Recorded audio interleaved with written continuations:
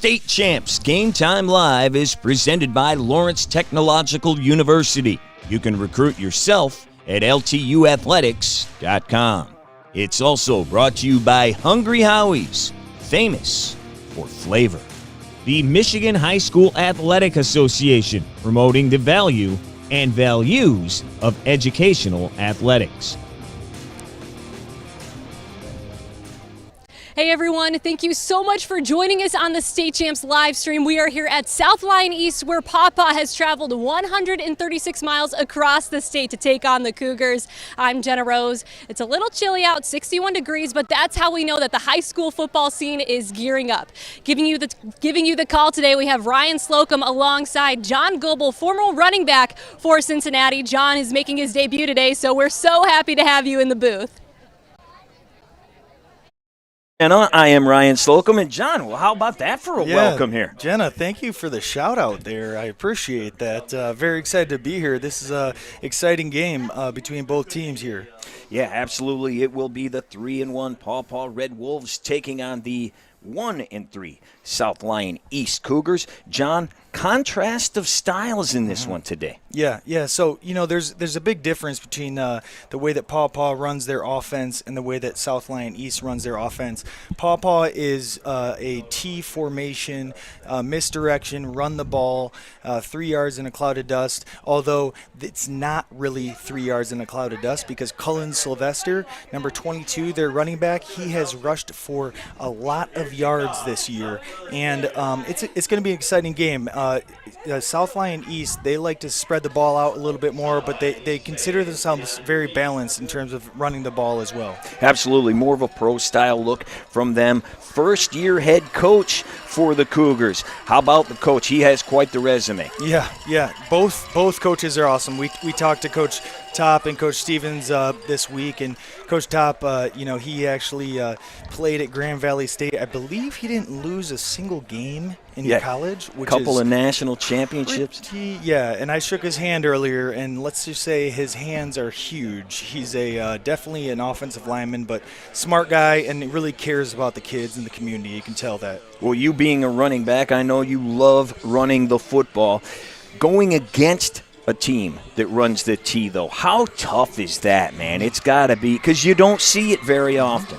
Yeah, no. As we see the Cougars coming out, starting their game, all week that they've been trying to plan for this because it's different. Nowadays, they throw the ball around in high school sports and high school football, and so preparing for that T formation, that's a little bit different. You have to change up everything throughout the week, and but it's, talking to the coaches, sounds like they're really prepared, and they're excited for the opportunity to play against Paw Paw. Yeah, South Lyon East says that it may take a little bit because you can practice it, but you don't really know until you're up against it. Let's go down to the field now.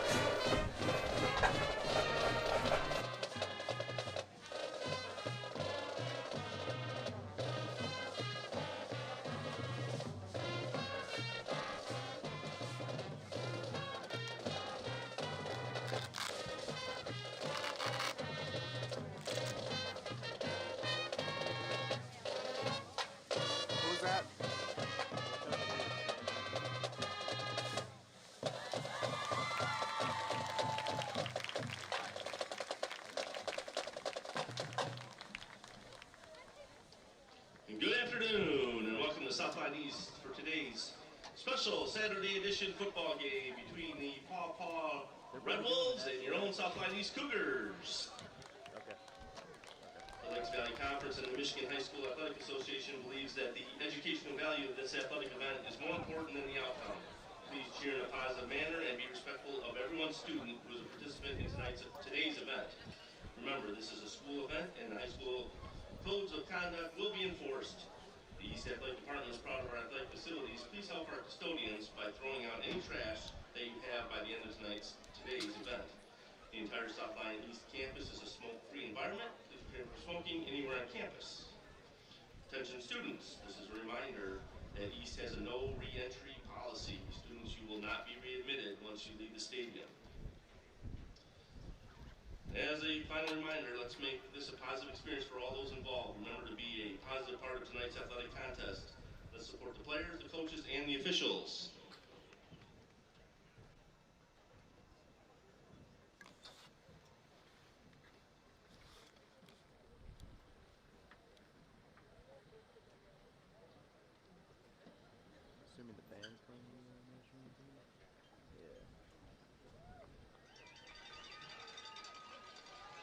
You want to film that?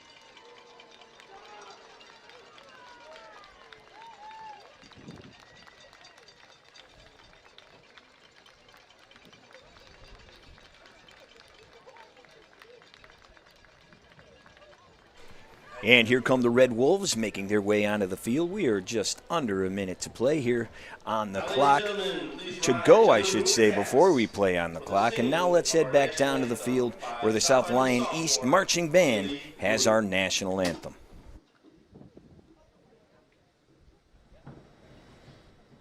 Oh, see, can you see by the dawn's early light what so proudly we hailed at the twilight's last gleam, whose broad stripes and bright stars through the perilous fight o'er the ramparts we watched were so gallantly streamed, and the rockets red glare, the bombs bursting in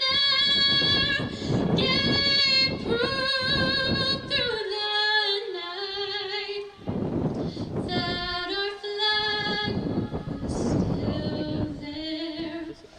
Oh, say does that star-spangled banner yet wave I'm clear. o'er the land of the free and the home of the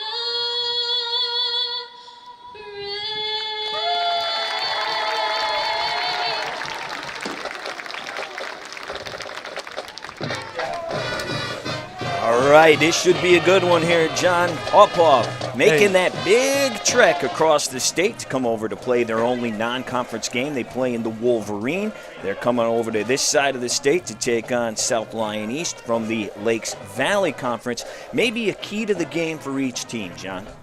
What do you think? Yeah, so, South Lyon East is going to have to stop their running attack. It's based off deception, and they had 438 yards versus Sturgis, 292 yards versus Otsego, and the only game that they lost was against Three Rivers, a very good team. That was the first game of the season, and they clearly corrected their mistakes in that game. But, South Lyon East is nothing to hold against. Their record might not actually show what they're actually building here. I can tell you this. I walked around the facilities this morning, and absolutely stunning. It's amazing. They are really building a solid program. They have an amazing coach and Coach Top, and I think that it's going to be something that is going to grow and grow and grow. And South Lyon is a great community. And actually, I talked to Greg Michael before the game. He's the athletic director at South Lyon East. And he mentioned he just wanted to thank the community for passing the bill to pay for some of these things because their facilities are phenomenal. So I'm really excited to look at this game. I think it's going to be an interesting one between the two teams. Yeah, absolutely. And it is a beautiful facility here. The school, brand new in 2007, so it's not too old. Nice field turf, great place to watch a game, and it will be the home team in those gray jerseys, charcoal jerseys. The guys with the white and the red hats on, that's the Paw Paw Red Wolves, and it will be Jose Valverde, the lefty, kicking off now. He's got quite the leg. Jordan Newble back there to return this one. It's going to be a shorter kick, and that will be Newble letting it bounce. And it just barely trickles into the end zone. Wow, that had to be strategic because number 11 is very good. Jordan Newbill, he's a very good receiver. He's their leading receiver on their team, and he's got a lot of talent. And so I think that they were trying to kick it away from him and try to surprise them with a little pooch kick. So it will be the Cougars taking over from their own 20-yard line. Yeah, you mentioned him. That might be a name you hear a few times today. Probably the most explosive player on the field for the Cougars. Comes in with 16 grabs for 148 yards. We'll see if they can get a couple others here today. You know they're going to try to get it to him. And this will be the junior, Nick Campo. See the spread formation here? Yep, 5 wide. Campo throwing on first down. There he is, right on target. It's Newbill down the sideline, still on his feet. Looks like he stepped out of bounds just across the 35 at the 36, but we do have a flag on the field. That's just getting the ball in your playmaker's hands right there. You know, he just read the defense. He was the coverage is back, and he got it to number 11. That's Newbill is his guy, and he's leading the team in receiving, and clearly makes a good play right there. We'll see what the penalty is. Looks like they're bringing it back right now. Not quite sure what it was.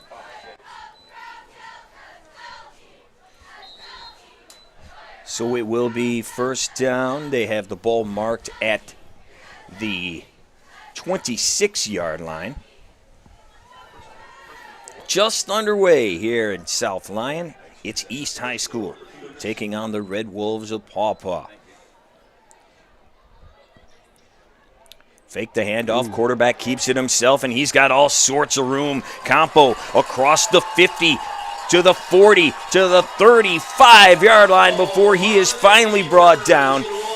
John, Coach told us our Q will get out there and run it, and we are seeing it right away. Yeah, Campo, he clearly is not scared of contact, and he's ready to take the ball when needed. That's an RPO, so he had a run-pass option on that play. And you see 71, who's Grant Roslinski, who is a 4.0 student, and he's leading the block on the way there. He's an incredible guy. He's one of the captains on the team, and, they got some great leadership on their team. So not surprised to see him running out there and doing his thing. And how about the junior quarterback shedding tackles as he takes it into Red Wolves territory for the first time today? It'll be first down from the 34.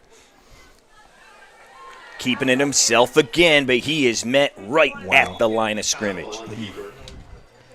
Yeah, that was Max Harvey, 5'8", 175, a junior, bringing the heat and the smoke. He was hit him hard. That was a great play by him. And, we're seeing right now a lot of motion. And I think what they're doing is they're trying to confuse the defense here. Absolutely, making a couple of different formations here. And one more time. In the backfield, it's Campo. Throws on the run, and right away, Braden Tillman-Jones is hit. And Braden Tillman-Jones, he's also a great player, but most importantly, an awesome student athlete. He has 3.6 GPA. He's a captain on the team. You'll see him a lot today as well. And something that is to note is you will see on both sides of on both teams, you'll see a lot of guys playing both ways. They are not scared to put their athletes on the field and let them play ball on offense and defense. So as soon as they get across into Red Arrows territory, that defense is stood up. It is now 3rd and long, 3rd and 11 from the 35. They've got to get across the 25 to get the first down. Campo throwing again. He's got a man, but it's in and out of the hands of Newbill, and that'll bring up 4th and long. And we'll see here. They had a great route combination right there. If you look, the corners are back. They got cover one, looks like, and they got a blitz, which is very difficult as the running back to be able to pick that up. But sometimes drops happen. That's in life, and it's in football as well. So I wouldn't hold that against them. I think that it is what it is. It happens, and now they're going to deal with 4th and 11 and see what happens here. They're looking like they're rushing to the line. Absolutely. Had the guy wanted his main man just in and out of the hands. So it is 4th and long. Snap goes high. Campo's keeping it, but he's got nowhere to go. Brought down for the sack by big 85 Caleb Lucas. And it's a turnover on downs, John. Wow. That was you could see the difference in the defense of play calls here. Towards the end of this series, they started blitzing a lot more, and I think that might be something that they picked up in the first few calls, in the first few plays of the game, and they're going to put pressure on South Lyon East and see if they can take it. So here comes that T offense. You might have trouble finding who has the ball. The Cougars did that time. It's a pickup of nearly 9 on first down. Yeah, that's 21 Logan Leonard. He's a junior. These guys all play both ways, so he's a running back and linebacker. And, I wouldn't be surprised to hear a lot of these guys' names over and over today on both sides of the ball. You don't see the T formation too often, especially on the east side of the state. So here you go. It's coming around the edge. And they're right up the middle, I should say. Yep. Got me on that one. Yeah, got both of us. And that's going to be a first down. That's the problem with this offense. Yeah. And that was Cullen Sylvester, their leading rusher. He's a tough kid. He does a great job running the ball and finding daylight. And, I wouldn't be surprised to hear his name a lot. He plays defense as well. Yep, 21 right up the gut. There you see it, 3 guys, that full house backfield. And here we go again. They hide that ball so well. This time it is Cullen Sylvester going off tackle. He gets across the 40. And correction, that last play may have been Logan Leonard as well. Looked like it might have been 21. So 22 is Cullen Sylvester. Even the way that they accept the handoffs, it's not the way that typically you get a handoff. They actually put both their arms over, and it's a way to hide the ball. So it's confusing for the defense, and you can see that here. So it's 2nd down, 5 to go. Number 22 with it again. That is Cullen Sylvester. Get used to hearing it. Look at that fight. It's the 5'9", 160-pound senior. And as you mentioned earlier, John, he is racking up the numbers. Yes. He has had some great games. And, I would be remiss to say that he isn't helped and accomplished his stats without his offensive line. I was a running back, and my dad used to always tell me, you got to be best friends with your offensive linemen. And those guys up front, there's some big nasties, and they're doing a great job, and they make it happen. And we'll have more on them in a little bit throughout the day. They have a bunch of great stories to tell you as well. Here is Sylvester again. He will not go down until he gets near the 25-yard line. Pick up a 5 on first. It's interesting, like watching Paw Paw, it reminds me of how Catholic Central used to play. So Catholic Central has recently they have Kevin Glenn, Hall of Fame CFL quarterback from Detroit, and so they now are the spread formation, which a lot of teams are moving to, but they used to run a very similar offense to Paw Paw, and it's very similar to what they're doing now. The quarterback is Matthew Hartman. He pitches this time to Sylvester for the first time. He's trying to get the edge. He does. He's across the 15 to the 13. It's another first down for the Red Wolves. Speed and effort. He could have cut it up, just judging by the blocks. He could have cut it up right there, but actually he has enough speed to be able to get out there and then stiff arm him down and just fight for the yards. I love it. Well, and it doesn't hurt when you see big 72 right there coming into your frame. 6'7", 300. Big dude. big dude in the high school game. Here we go on first again. This time it is Carter Planiger. And he is close to another, pick up a 5 on first. That's what you try to do, isn't it? They're just moving the ball forward, running the clock down. And, I think what the type of game that Coach Stevens wants to do is he wants to control the clock. He wants to move the ball forward and just stay in control, and that's exactly what they're doing. So a 5-yard run on first down is awesome. Carter Planger, first time he's touched it today. Straight up the gut again. This is Logan Leonard, and that is going to be another first down now at the 5. Uh-oh. Looks like Jaden Lapinaria is coming out. He's one of the captains on the team. Hopefully he's okay. Yeah, he's number 9. He plays both ways. He's also their long snapper. Yeah, and he's had injury problems so far this year. He's holding his bicep. Might be a stinger, separated shoulder. On the field, though, 5 yards now to go. On first down, it's Sylvester, still on his feet, still grinding. Does not go down, pickup of a couple. So now Paw Paw right on the doorstep. That's a good stop right there by South Line East. It's like we said earlier, it takes some time to figure out this offense and how to play against it. It's deception. It's confusing. It's different than every other team that they play against. So as the game goes on, I wouldn't be surprised knowing their defense coaches that they're going to figure it out. But here we go. And here we go again. Planger right at the goal line. He crosses it. That's a touchdown for Paw Paw. The Red Wolves striking first. That's a great drive. Methodical.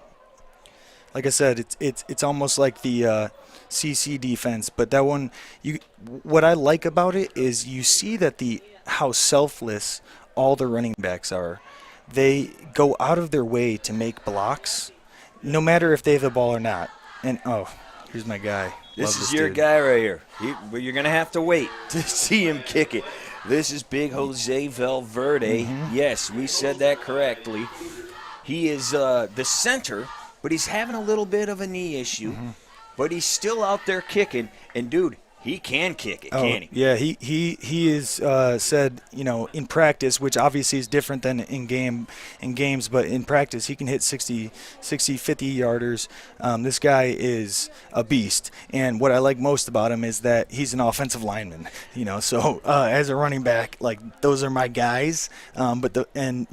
Sometimes kickers get a bad reputation, but this guy, he's no kicker. Your average kicker. We're not going to get to see him after the penalty. Yeah. They got the offense back out there. Wow. And there he is. That's number 22 again, Colin Sylvester.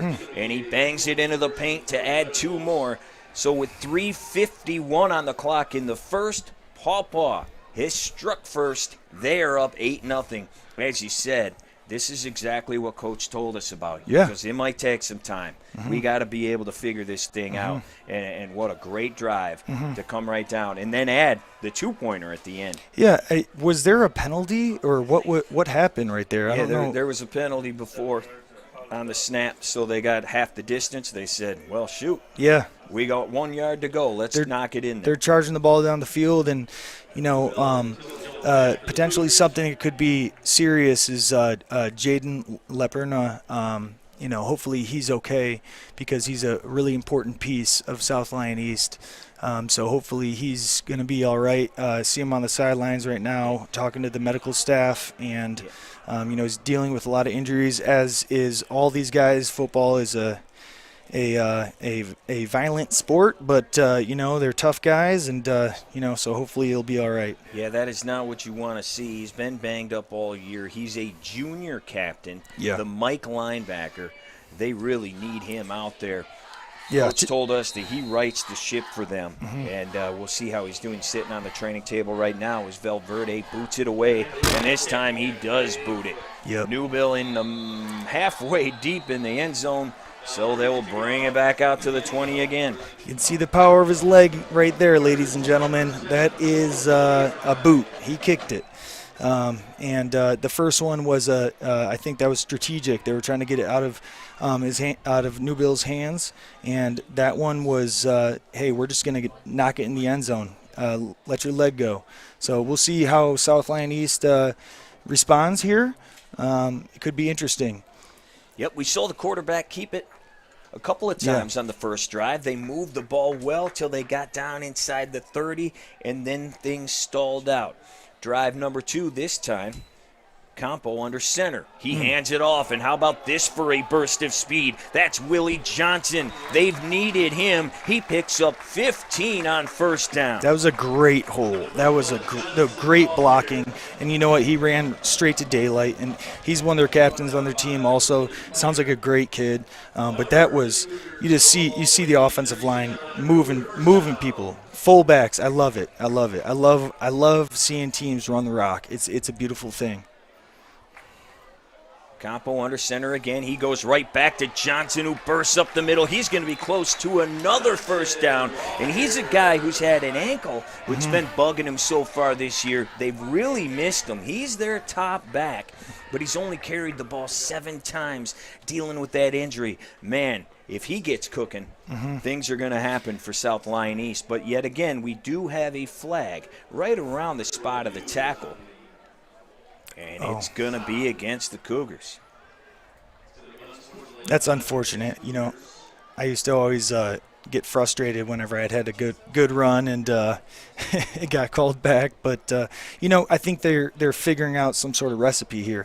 It sounded like that was an unsportsmanlike conduct, so it wasn't a holding or anything like that. So it really has more to do with, you know, their reaction, and they probably just were really excited. You know, the adrenaline is pumping, and you know, but what they've done the past 2 plays shows me that they're adapting to what they're seeing on defense. So it'll be 1st and 15. They got to move it back to the 30, but you got to like what you've seen out of the running game. We talk about it for Paw Paw, but South Lyon East has been running it down their throats as well. That is Willie again, picks up just a couple. State Champs is located on the campus of Lawrence Technological University. They offer over 20 varsity sports, including football. You can recruit yourself. Go to ltuathletics.com. You know what's awesome is our man Willie Johnson, who just was running the ball. He's got some offers from Lawrence Tech, and they're a great partner of ours. We're really excited to work with them. They got great staff. And that's him right there again on 3rd down. So it's going to bring up another 4th down. Mistakes cost them that time, John. They had a night. They had some momentum, 2 huge runs, had to get backed up. Now it's 4th down. They got to kick it. Yeah, and you know, Coach Top, he's a man who is clearly has amazing morals. He reminds me of my coach in high school, Coach Fracassa. He studied under Dan McLean at Country Day, and you know that was a silly mistake that they made, but I think it's a correctable one. Absolutely. So they will kick it from the 25. End over end boot. Sylvester has trouble bringing it in. He has to just fall on it. Down there at his own 18, got lucky on that one. Yeah, that was a great punt. And guess who their punter is? Who would that be, John? Yeah, same guy who's throwing the rock around for them. Campo. He is. That was a great punt. And I always say, you know, one of the most important plays in football is actually the punt. You know, I was very fortunate to play with 2 NFL guys that are still punting in the NFL. And they helped us win games because field position is key. So we'll see what happens here on this drive. Absolutely, flipping the field. They ran him all day in the first, and here he comes again. Sylvester around the right end. He gets near the 30. Pickup of 11 on first. Sylvester getting up a little slow, but I think he's all right. Yeah, he's playing both ways. So Look at this. I mean, like the vision and reading, and he's fast. He's playing, and he's tired, guys. You know, like playing both ways is not easy. But I love the type of effort that the offensive line gave on that for the pulls, and the vision as well. This time it goes right up the middle, and didn't get the shoestring tackle. Logan Leonard may go to the house, and he's going to. Can he get brought down? Great yes, effort. he can. That's Bryce Lambeth saving the touchdown at the 1 yard line, but it was after a gain of 60. Yeah, so actually, if you look at this play, both number twos on both teams, I've obviously, Lambeth had a great run, but number two, the wide receiver right here, this block, Yep. absolutely outrageous, effort right there. And then, That's Troy Vandenberg there on the block. look at my guy, Bryce Lambeth, just like not giving up, not quitting. That, to me, that's what the foundation is being built on. On 1st and goal from the 1. We'll see if he got in. It's going to be close, and that is another touchdown for Paw Paw. Once again, it's Cullen Sylvester. And, man, the first drive, methodical. This one, explosive. Mm-hmm. Yeah, and you just look at their look at this block right here. These two guys, he breaks a tackle that looks like a face mask, and they're going after the ball. Yeah, that is a face mask there. But he called, fights. But it didn't matter. Yeah, he fights. Like, I like that. I like the way that he's running the ball, and I like the way that the selflessness of their team, how they don't care who's running the ball at that time. They're just trying to score a touchdown. They're trying to get yards. They're trying to move forward. Well, the 3-1 Red Wolves have jumped out to a 14-0 lead. We are under a minute to play in the first quarter. 47 ticks on the clock. We have a break in the action here. Have an injured player down at about the 1 yard line. So you see Paw Paw there taking a knee, grabbing a quick water as they attend to the player on the sideline, the player there at the 1 yard line. Man, as advertised so far for Paw Paw, John. Yeah, no, I will say, again, something to look at. It's nice to see he's getting up and he's walking. Yeah, that's he's Kari all right. Johnson, the linebacker. Yeah, that's another blow to South Lyon East. But yeah, I want just the audience to just take a look at Paw Paw's offensive and defensive lines stances. They got their hands in the dirt and they are ready to explode like a rubber band going. They're a no nonsense team. So we may now get a chance to see Valverde give it a boot with the 14-0 lead after the two-pointer. He tacks this one on as that goes flying to downtown. It is now 15-0. The guys from the west side coming in and making some noise. It is 15-0 with 47 seconds still to play in the first. Well, do you want free food? Hungry Howie's and State Champs have a great offer for you. Order your next meal at hungryhowies.com and use the special code CHAMPS to receive one free order of Howie's bread. Some restrictions do apply.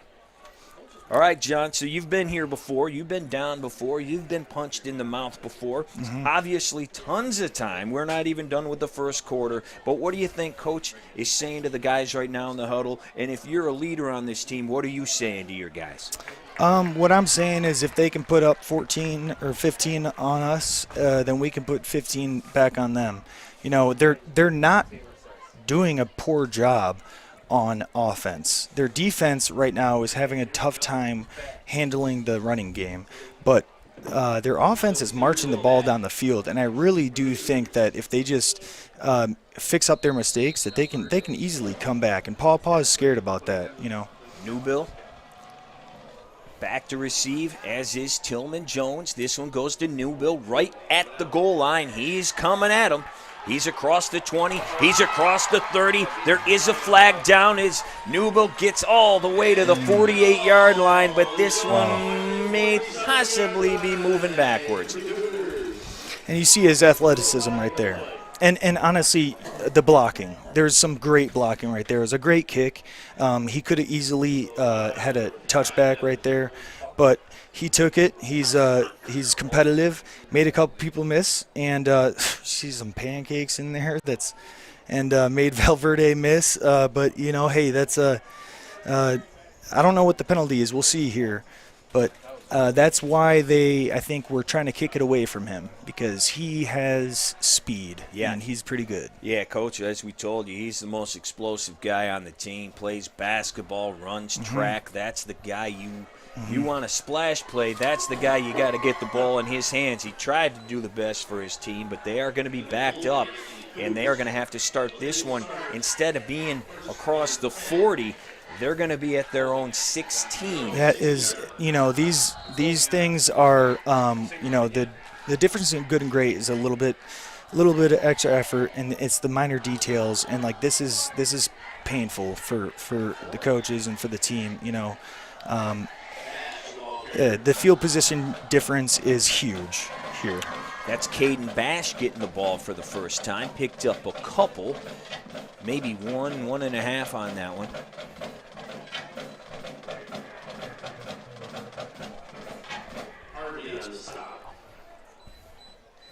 10 seconds now here to play in the first. They will get a playoff. Got 3 wide. Yep. Campo slings it out. Got his man. That is Braden Tillman Jones still on his feet. He's going to get the first down nearly at the 30. He's a captain. And that will be the final play of the first quarter. Paw Paw has come to South Lyon East, and they have taken a 15-0 lead out of the gate. We'll be right back with the second quarter right after this. Paw Paw Red Wolves 15, Cougars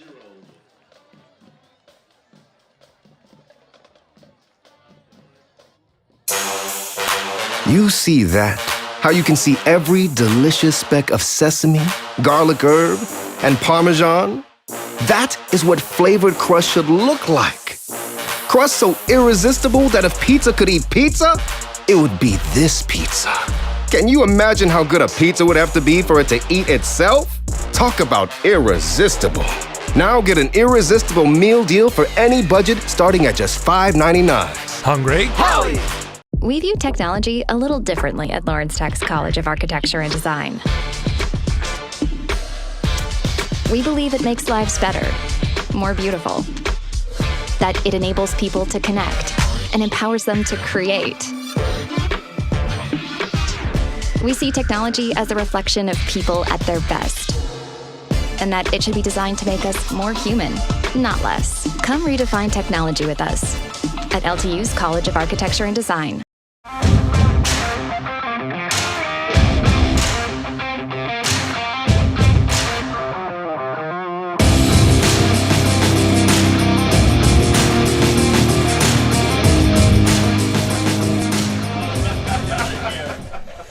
Welcome back here to Game Time Live. Paw Paw at South Lyon East. This is the first play of the second quarter.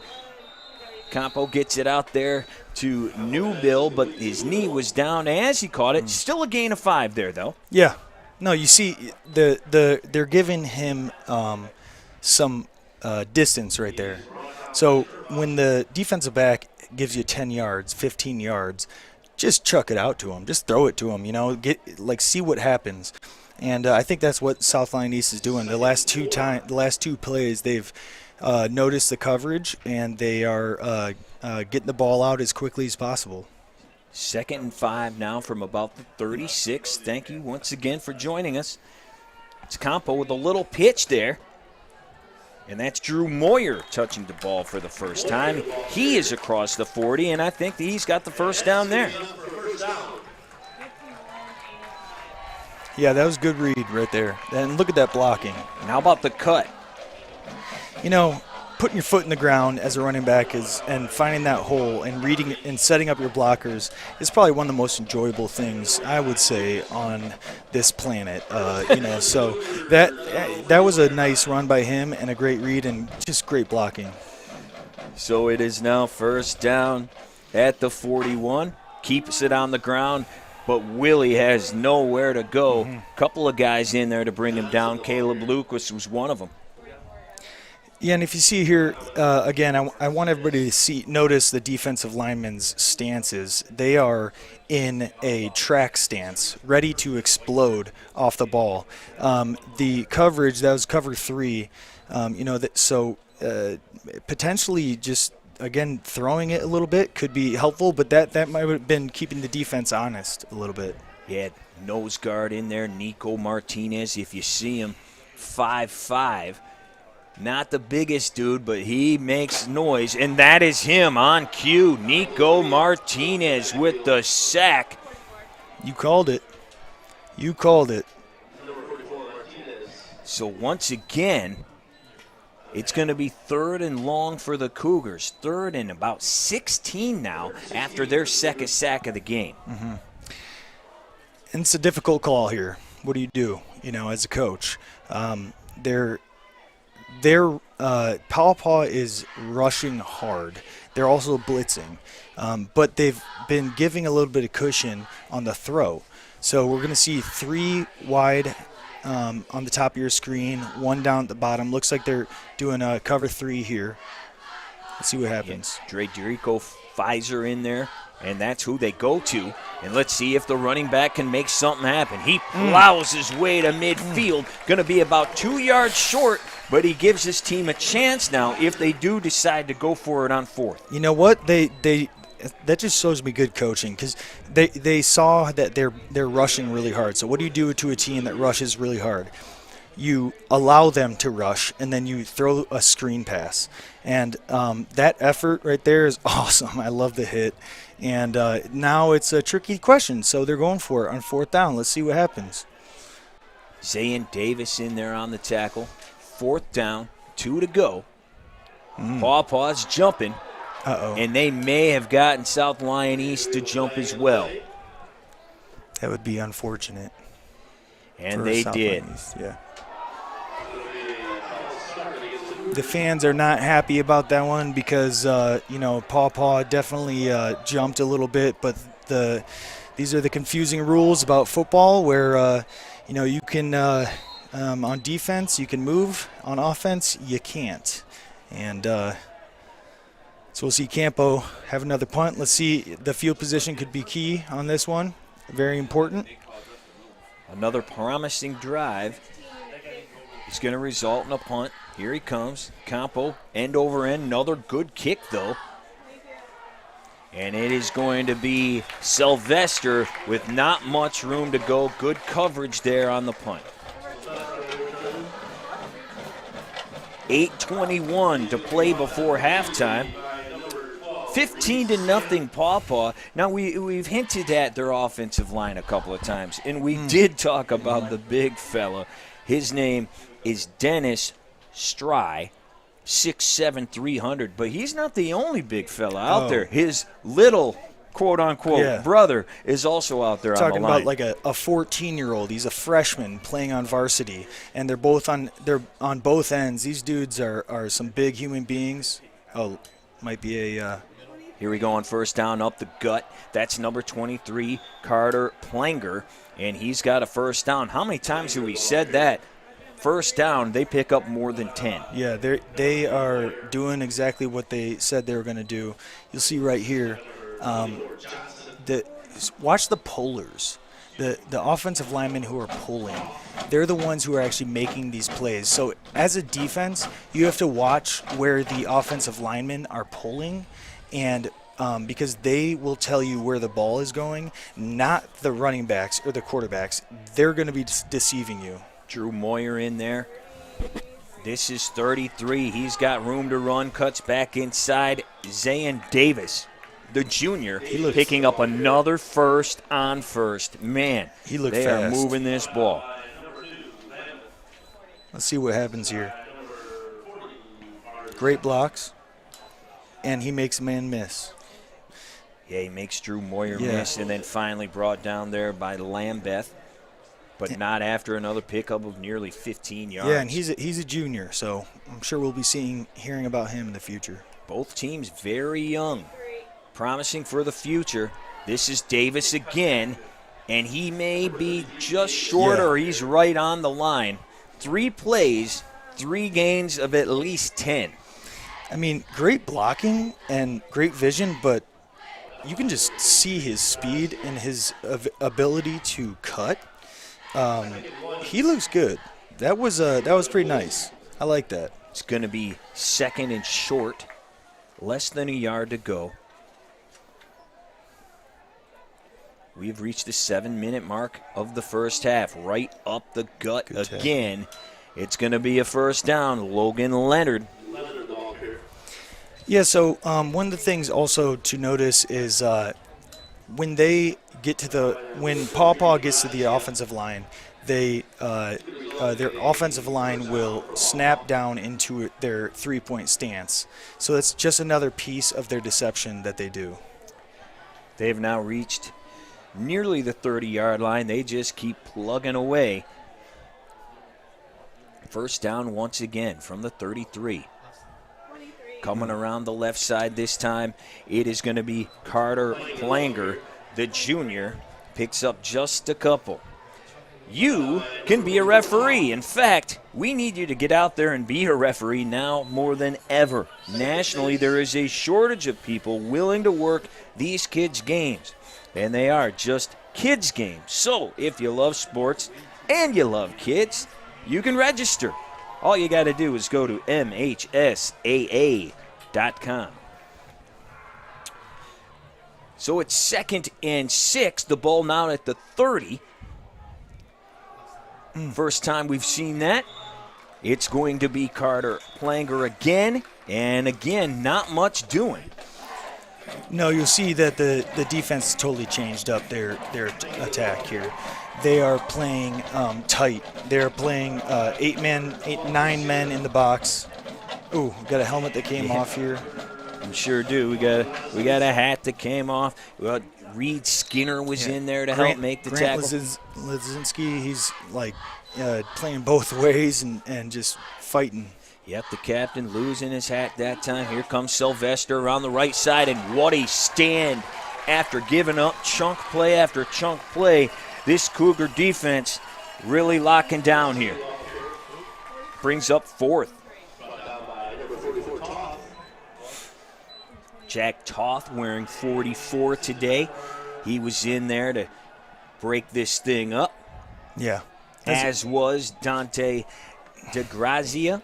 That's they played some bumblebee defense where you chase after them as bumblebees. But we'll see right here. Look at this. Look at this. Here we go, a 50-yard field goal for Jose Valverde. He's on the right hash, the lefty. Puts it up, and I think it's going to be just short. Yep. Heck of an effort there by Valverde. We've been talking about it. He is a weapon. You don't see a lot of kids try 50-yard field goals in the high school game. It comes up just short, and for the first time, South Lyon East makes a stand. Yeah, no, and that was nice by South Lyon East. And I will tell you, Jose, I was watching him in pregame warm-ups. He was booting the ball. Like, he can kick it. And so that just shows you the trust that they have in him. And he's playing with an injured knee right now, so you never know what could have happened. But great job by South Lyon East on stopping them, and they're still in this game. It's only a 15-point difference, and so this drive is going to be very important. Starting with 5 wide, five receivers out there. 5 wide, as they did on the very first play from scrimmage in this game. They sling it out there to Tillman Jones. Can't bring it in, so it'll be second down.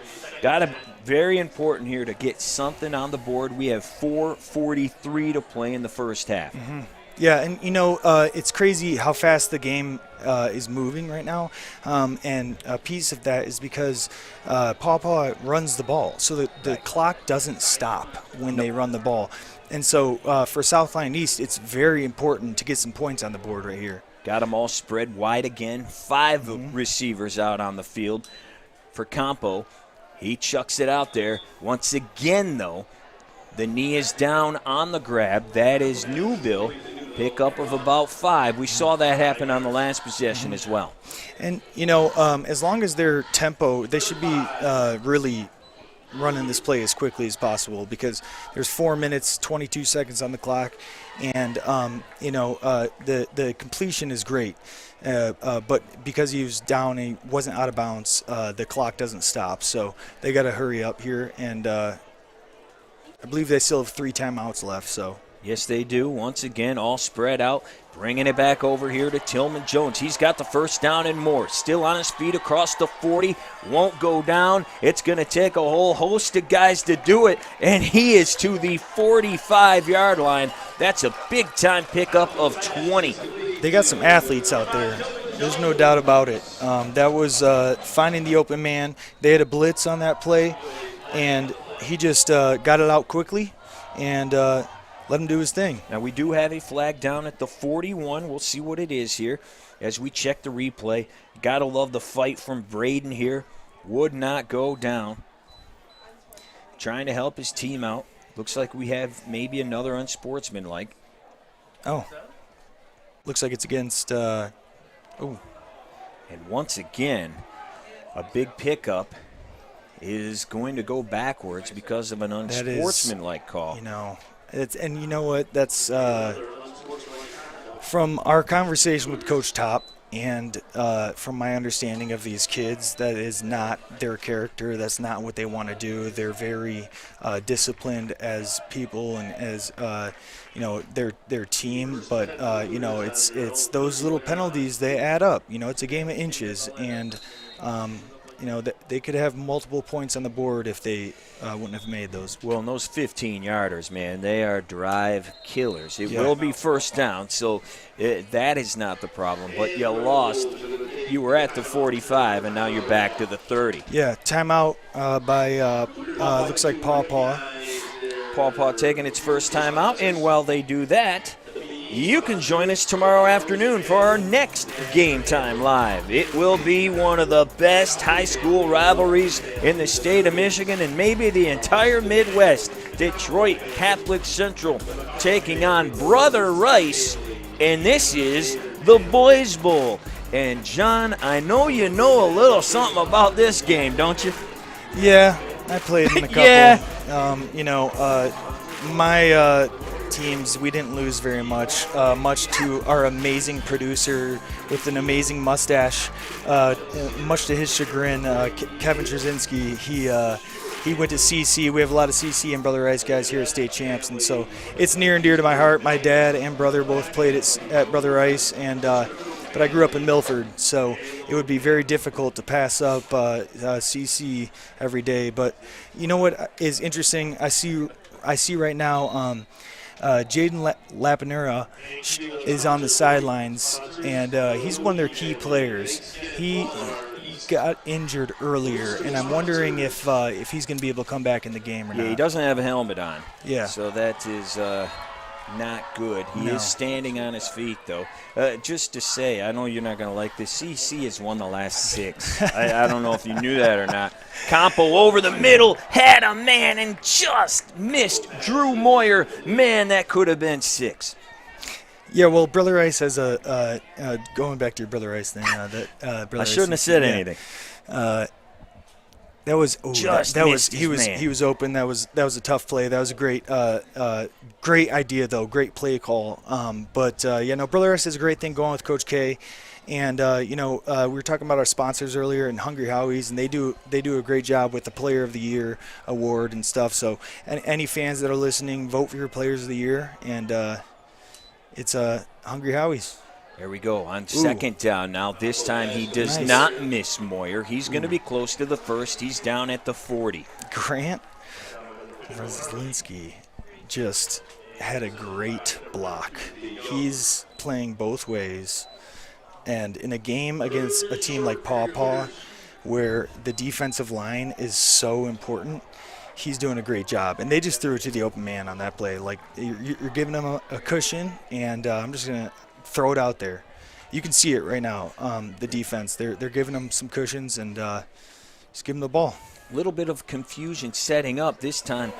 Campo's going to keep it himself. He's got the first down and a whole lot more. He hits the sideline, finally going to be caught, but not after a huge gain. For the first time, South Lyon East is in the red zone. Great job. Great job by Campo. Look at this. You know, Look at the offensive lineman out, his guys in front of him blocking. Absolutely, and then he hits the sideline right here, gets all the way down to the 17. You know, we told you that he could run the ball. 38 rushes, 87 yards in the first 4 games. He's approaching that already today. And Braden Tillman Jones, if you see, he's one of the captains, number 5. He made a key block on that, and you know you can't have long runs if the wide receivers aren't blocking downfield. So that was crucial. The red zone has been a problem for the Cougars so far this year. Let's see if they can capitalize.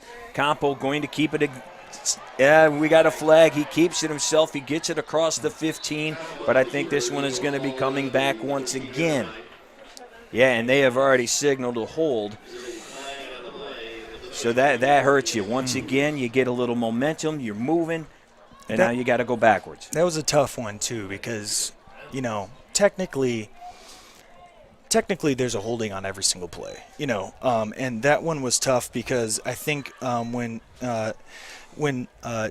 Nico came out of the pocket, then the tackle was seen that he was holding, but typically they are always, you can't block guys without, you know, getting some sort of jersey. It's just when you know, when the quarterback comes out of the pocket, sometimes it becomes a little bit more obvious, and that's what the referees are looking at. So it was on first down. It will be 1st and 20 from the 30. The clock is moving. We are at 2 minutes now, right before the half. South Lyon East gets into the red zone. That's been an issue. And their first play in the red zone today, they get a hold and they are knocked back. Let's see what they dial up. Trying to get on the board as the clock is still moving down to $1:45. Campo in the backfield. He's got Bash with him. He gets it out there to him, but just out of his reach. Stops the clock. You know, he's got his hands on his helmet like he's upset, but at the same time, that stops the clock, and it's just as good as a timeout, you know, and that's what they need right now, is to stop the clock to be able to keep moving, keep that momentum that they were having, move forward, and they got 3 timeouts, so they need to be able to use those so they can run the ball still like they have been with Campo. And we'll see what happens, but that's not necessarily the worst thing in the world. Well, it will be Campo running if they do decide, and yes, he does, but he's got nowhere to go. Wow. He's brought down right away. Number 72, the big fella we've been Dennis. telling you about. Yeah. And he had some help as well from Caleb Lucas. Wow. Let's take a look at it here. Yeah, Nico Martinez got back there. Yeah, all 3 of them. He just had nowhere to go right away. They were ready. They were ready for that one. They said, you know, you're not going to keep running on us. But, again, these guys playing both ways. Iron Man football. I love it. I love it. You know, they're out there huffing and puffing. Dennis Stry, like, it is absolutely impressive, and he is a behemoth of a man, and that's a compliment. Yeah, that's not a bad thing. Well, Yeah. you know, when you had a 2-time national champion on this other sideline here who says that is one large human being, that is saying something. Coach, absolutely. Coach Top said that. Coming up at halftime, we will show you the best Week 5 highlights that State Champs had covered for you last night. We'll also break down the first half, that and a whole lot more coming up right here on Game Time Live. 48 seconds. Mistakes again, though. That's got to be the story of this one. Obviously, the running game for Paw Paw haven't been able to do too much slowing them down, although they did on the last possession. But South Lyon East has just been kicking themselves in the foot here a little bit today. Yeah, penalties, they add up, you know. It's important, and they've had a couple injuries that are key as well, you know. So but it's still not out of reach, you know. It's only a 15-point game, and you know, if Wannabe can make a kick, then all they need to do is get 10 yards, 15 yards, and try to get in range for their kicker. But they haven't been playing poorly. They've just been making some mistakes. And Willie Johnson now out there at running back. You saw him. His first couple of carries went for 10-plus yards. He is in there with Campo now on 3rd and 22. Slings it out to Newbill. He picks up some yards, but he only gets to the 25, a gain of 7. But it is now going to be 4th and long. I'm surprised they're not calling the timeout right now. Well, they're switching units. Yeah, maybe this is what we call NASCAR, getting your kicking team out there to kick. But that, if you could have got out of bounds on that play, that would have been great. But they got 16 seconds, 15, 14. The clock is moving, so they got to move fast. Manaki Watanabe on to kick. The sophomore gets it away, and this one also going to be just short. South Lyon East comes up empty. 5 seconds left on the clock before the half. It really seems like they're on both sides of the ball, though. Paw Paw and South Lyon East, they're figuring it out. They're starting to get how to move the ball down the field and stop the other team. And so I think it'll be an interesting second half. I would assume that right now Paw Paw is just going to kneel the ball to run the clock out because there's only 5 seconds left. But it seems like they're both figuring it out. And really, if it wasn't for some of those penalties, South Lyon East, I think, would have more points on the board. So here we go on first down. Let's see if they just run it out. And that is exactly what they will do. Paw Paw has come the 2+ some hours to South Lyon. And they are going to go into the locker room with a 15-0 lead. Appreciate you joining us here on the State Champs Sports Network. Right now, as we said, let's take a look at some of the great highlights we saw from last night's game. You see that? How you can see every delicious speck of sesame, garlic herb, and Parmesan? That is what flavored crust should look like. Crust so irresistible that if pizza could eat pizza, it would be this pizza. Can you imagine how good a pizza would have to be for it to eat itself? Talk about irresistible. Now get an irresistible meal deal for any budget starting at just $5.99. Hungry? Howie! Today I'm going to tell you about sportsmanship because it's important. Treat your opponents the way you would want to be treated. My mom says that. Listen to the referees. It's their job. Be nice to their team and our team. Cheer them on. Always play fair. It's the right thing to do. It's sportsmanship. It's not that hard. State Champs Michigan Extra Point is where high school football fans go to get their news. Premiering Thursdays on the State Champs app and across the network, Extra Point features highlights, analysis, great interviews, and more. Don't forget to listen to the companion audio podcast on Spreaker or wherever you get your podcasts. We view technology a little differently at Lawrence Tech's College of Architecture and Design. We believe it makes lives better, more beautiful, that it enables people to connect and empowers them to create. We see technology as a reflection of people at their best, and that it should be designed to make us more human, not less. Come redefine technology with us at LTU's College of Architecture and Design. I'm Jason Hutton checking in from West Michigan in the OK Red. Undefeated Rockford taking on Hudsonville in a battle at the top of the league standings. First quarter, Eagles go to the air. Trey Carr to Dylan Ham, the electric senior, gets in the open field and turns this short pass into an 84-yard touchdown.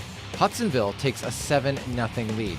13-7 Eagles just before the half, and Zach Ahern goes to work. 7-yard touchdown run gives the Rams a 14-13 lead at the break. After a Hudsonville field goal made it 16-14 after 3, here comes Ahern again. 5 yards and in. Rockford goes in front 21-16. Hudsonville will get the ball back with just over a minute to go. 4th and 10 near midfield. The pass is broken up by Luke Vanderweel, and Rockford stays undefeated. Rams go to 5-0 with a 21-16 win over Hudsonville. OK Silver, Sparta hosting 4-0 Belding. This turned into a great game. Black Knights down 7. Coden McNeil, 27 yards to the end zone. Game tied at 14. Belding would line up for a 30-yard field goal, but Garrett DeGraff blocks it for Sparta, and we go to overtime. In the extra session, the Spartans get tricky. It's a reverse to Nick Schoonmaker. He's around the edge and in. Extra point makes it 21-14 Spartans. Belding with a chance to answer in overtime, but it's DeGraff again coming up with a forced fumble. Sparta falls on it, and the Spartans walk off with a 21-14 overtime win, handing Belding its first loss. Big game in the SMAC is 3-1. Battle Creek Lakeview hosted 2-2 Portage Central, and it's the Mustangs handing to Frank Roseman, who gets through the defense and over the goal line for the score. This was a tight game throughout. Back come the Spartans. Jacob Kucharitz is off to the races. The sophomore puts Battle Creek Lakeview in front, 22-15. Here come the Ponies. Trick play. It's the halfback pass.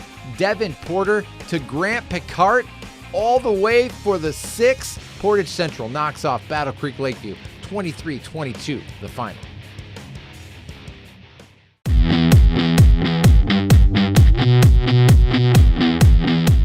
Do you know the biggest difference between a pickup game and organized high school sports? The answer is obvious. It's officials. School sports is more than just kicking a ball or running fast. They're an extension of a student's education and the classroom. An official can help teach the importance of following the rules, impartiality, and most importantly, fairness. Captain of the football team, correct? Represents leadership and sportsmanship, right? You guys set the good examples for your fellow teammates, okay? All right, we have a problem with one of your fellow teammates, we'll come and ask you to take care of the problem, okay?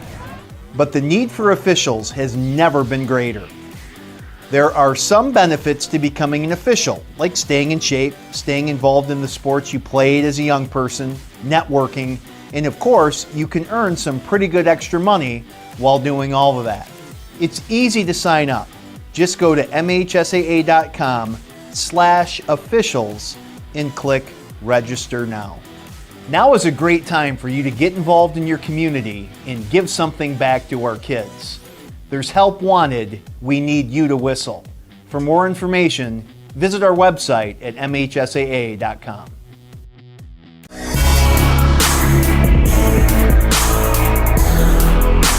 Hey guys, what's up Michigan? Welcome back inside the State Champs Sports Network studio for another update in the State Champs Mr. Football Race presented by Hungry Howie's. My name is Lauren Plant. Let me tell you, it's great to be back in the saddle, sitting here with my man Sean Belesian as we break down another player in this competition. And I'll tell you what, Sean, of course, midway of the season, this is when the rivalries get going. This is when I think we're really going to see those certain few players that every year start rising to the top. And I'll tell you what, Grand Blanc is a program that is on the rise, and their guy, Elijah Jackson Anderson, the fine running back, is one who I think could have some real legs in this competition. Oh, there's no doubt about it. Grand Blanc having an outstanding start, highly ranked, a huge win last week over Davison. They've been waiting for that one. And as you mentioned, Elijah playing a big part of that. That's what this kid does.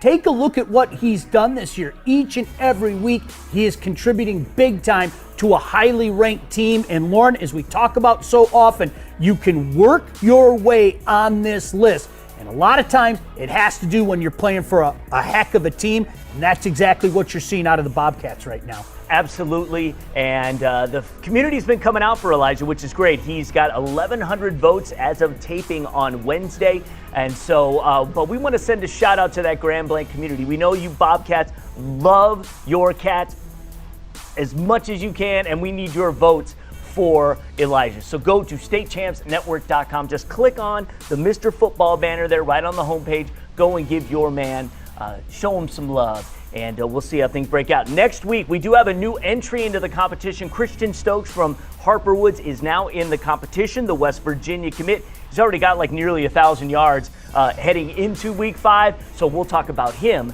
next week.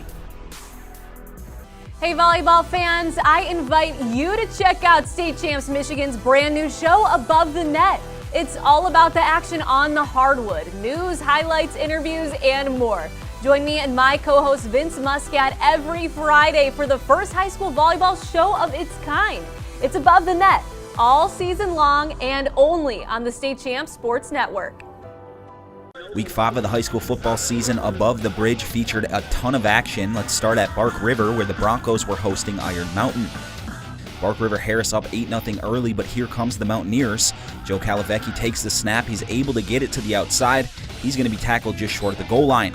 A couple plays later, Brandon Farah bulls his way in for 6. Bark River Harris would hold on to an 8-6 lead after a failed 2-point conversion. The Mountaineers would take the lead with this Calavecchi sprint to the pylon. Now he fumbles the ball after holding it out right at the goal line. Now it was a close call, but it was deemed a touchdown. The Mountaineers would convert the 2-point conversion to make it 14-8 Iron Mountain. Let's jump to the third quarter. Trevor Lippin's going to break loose for a 33-yard tug. When it's all said and done, Iron Mountain tops the Bark River Harris Broncos 28-22. Two heavyweights in the GNC Conference squared off Friday night.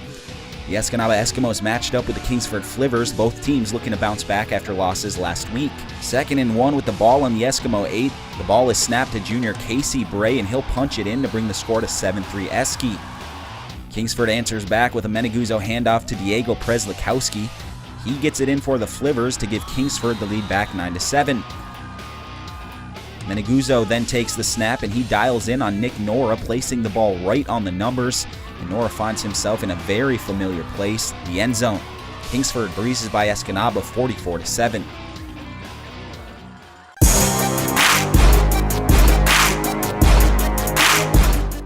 What's up, Michigan? Time for another update in the State Champs Anvil Award presented by Hungry Howie's. I'm Lauren Plant. It's good to be back, and it's always good to have former Canton frontman and Michigan High School Hall of Fame coach Tim Beckler joining us for another player breakdown. All right, Tim, this has been an interesting contest thus far. Generally, we don't start to really see changes in this competition until right around this time of the season. Now, we have no changes as of yet, but I believe that will change shortly. Nearly 5,000 votes have been cast overall, so we thank you, the fans. A large number of them going to the guy Coach Beckler's talking about today. The definition of a dual threat. This guy can hurt you on offense, but his stock, especially when it comes to the next level, will be on defense. From Traverse City Central, Josh Burnham.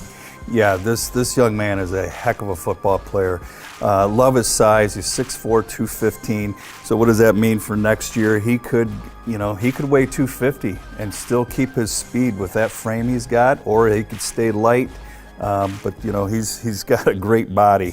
He's jack of all trades. Quarterback. He's punted the ball. He's lined up at tailback. He's lined up at wide receiver. He's just a great football player. He's also plays basketball. I love those dual sport athletes. His coach says he's a humble, high-character young man, and he really cares about his teammates, and he sounds like a perfect addition to Notre Dame. What does the film tell me? Defensively, he's a great football player. Obviously, he can do everything on both sides of the ball, but defensively, with that frame and his speed, he's a real sideline-to-sideline player, and he's an absolute technician when it comes to tackling. Great form tackler, and he is physical. But what I like is he's great in space. You can put him out there in the flat, wide side of the field. Quarterback's got to throw around him, over him, and he can just get deflections, get picks, and he's a force to be reckoned with. Central will be a threat in Division II come the postseason. Coach Beckler will be back next week as we talk up another candidate, maybe a new candidate, to take home this year's Anvil Award. It's important you vote for your guy. The leading vote getter can never be removed. Currently, that is Orchard Lake St. Mary linebacker Jordan Cannon. Vote now by going to statechampsnetwork.com. Click on the contest tab. Vote as often as you like. And as a thank you, we want to give you free food. Hungry Howie's and State Champs have an offer for you. Order your next meal at hungryhowies.com. Use the special code CHAMPS to receive one free order of Howie bread. How's that sound, Coach? Sounds really good. I like pizza. Yeah, me too. Some restrictions do apply. Good luck to the men in the trenches this weekend. Might get a little sloppy with the weather, especially those on Saturday, but something tells me the linemen wouldn't have it any other way. Now, it is time to discover what Bernie is burning on. Well, like we said at the beginning of the show, lots of great two-sport athletes going bonkers on the gridiron. Just dynamic dual threats, some rare athletic gems dripping with finesse. Let's start with baseball studs doing the job on the football field. Big-time powerhouse baseball recruits that are having great senior seasons or junior seasons on the gridiron. Parker Pico and Evan Hager are both Alabama baseball recruits. Parker Pico is the quarterback for Rochester Adams, is just lightning in a bottle. I don't think anyone saw Rochester Adams being a top 10 team in the state this year, but they are. Took care of West Bloomfield, the defending state champs, in week 1 because of Parker Pico. Evan Hager has kind of come out of nowhere, made his name on the baseball field last spring, took Catholic Central to a district title, and then committed to Alabama. This year he's playing slot back, getting touches, both carries and passes, and Catholic Central is playing really well. That offense is humming, and Hager's one of the big reasons why that offense is really hitting its stride now in the midpoint of the season. Tate Farquhar, the RPO specialist, RPO magic, just oozing out of this kid. He's going to Michigan State to play baseball, but has recently said that he is open to taking football offers, so he would be possibly willing to switch sports at the next level if some football scholarships come his way. He was just spectacular last season, leading his Lakeland team to an LVC title. This year, picked up right where he left off. You have to account for him every play. Reminds me of Russell Wilson or Drew Brees. A couple basketball guys to shout out. Chancey Willis, we've known him as one of the best point guards in the PSL. This year he's breaking out as a wide receiver for that King team. Tristan Nichols, another guy for De La Salle, went to the Final Four last year, starting in the front court. Known as a basketball guy, he's really excelling at wide receiver for De La Salle. Xavier Bowman, another wide receiver for Brother Rice, and then Anthony Bernard at Grosse Pointe South. He's the quarterback for those South Gridiron Gladiators, but he's also probably the best basketball player in the MAC Red. So lots of dual threat dandies that I love to shout out. Great job, fellas. Keep doing what you do.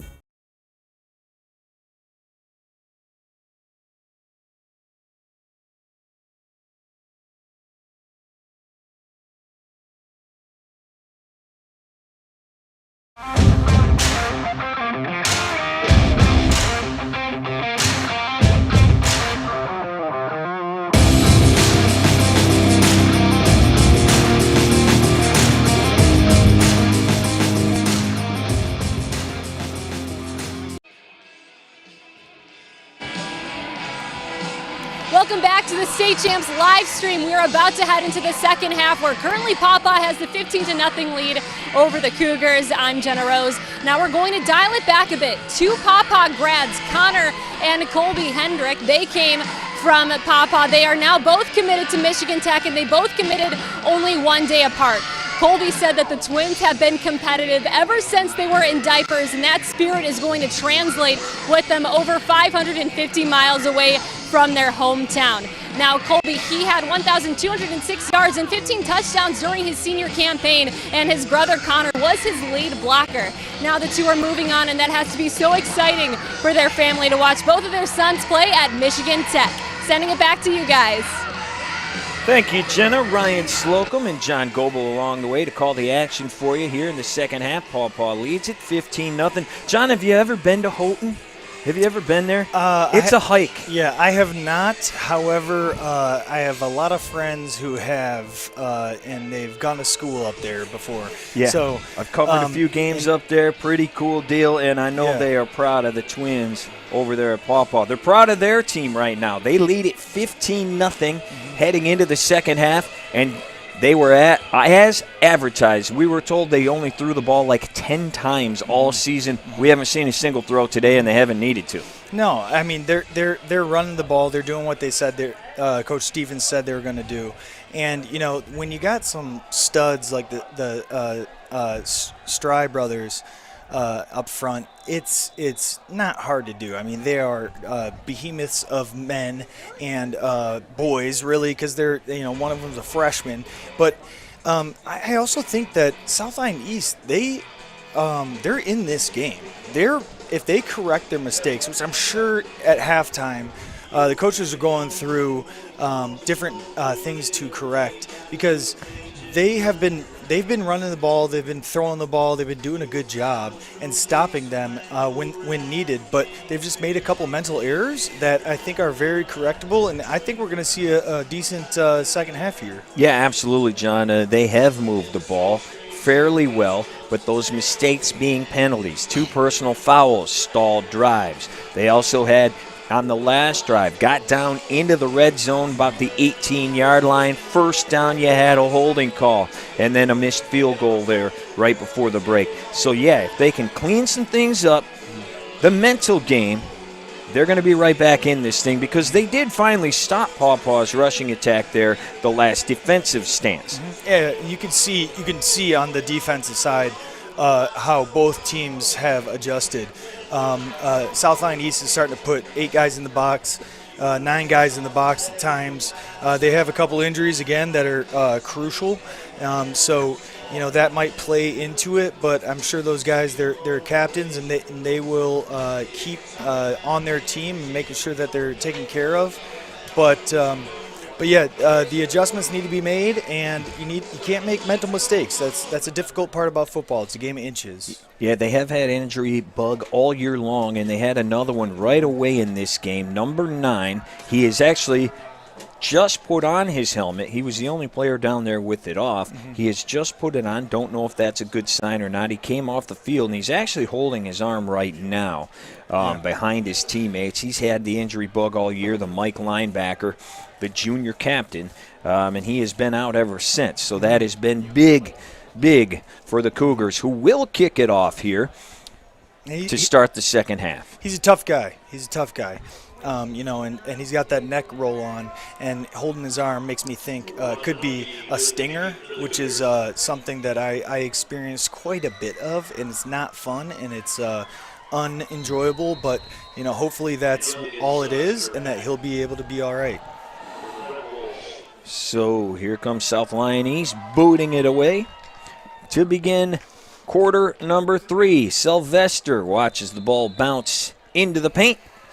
So the Paw Paw Red Wolves will begin their attack at the 20-yard line. You think we'll see any runs here? No. You think they'll run the ball? Yeah. No question. Every single play has been a run. As we mentioned, they may have thrown the ball 10 times so far this year. Coming in at 3-1, South Lyon East 1-3. Those 3 losses, though, John, by a combined 20 points. Yeah. Just a couple of turns here or there, that record could look a whole lot different. I know they want to pick up win number 2 today. Here we go on first down. And the ball does go to Sylvester. He slips a couple of tackles and picks up about 3. Yeah, and you see just the amount of guys that are now in the box. It's a different ball game, and that's actually a sign of good coaching.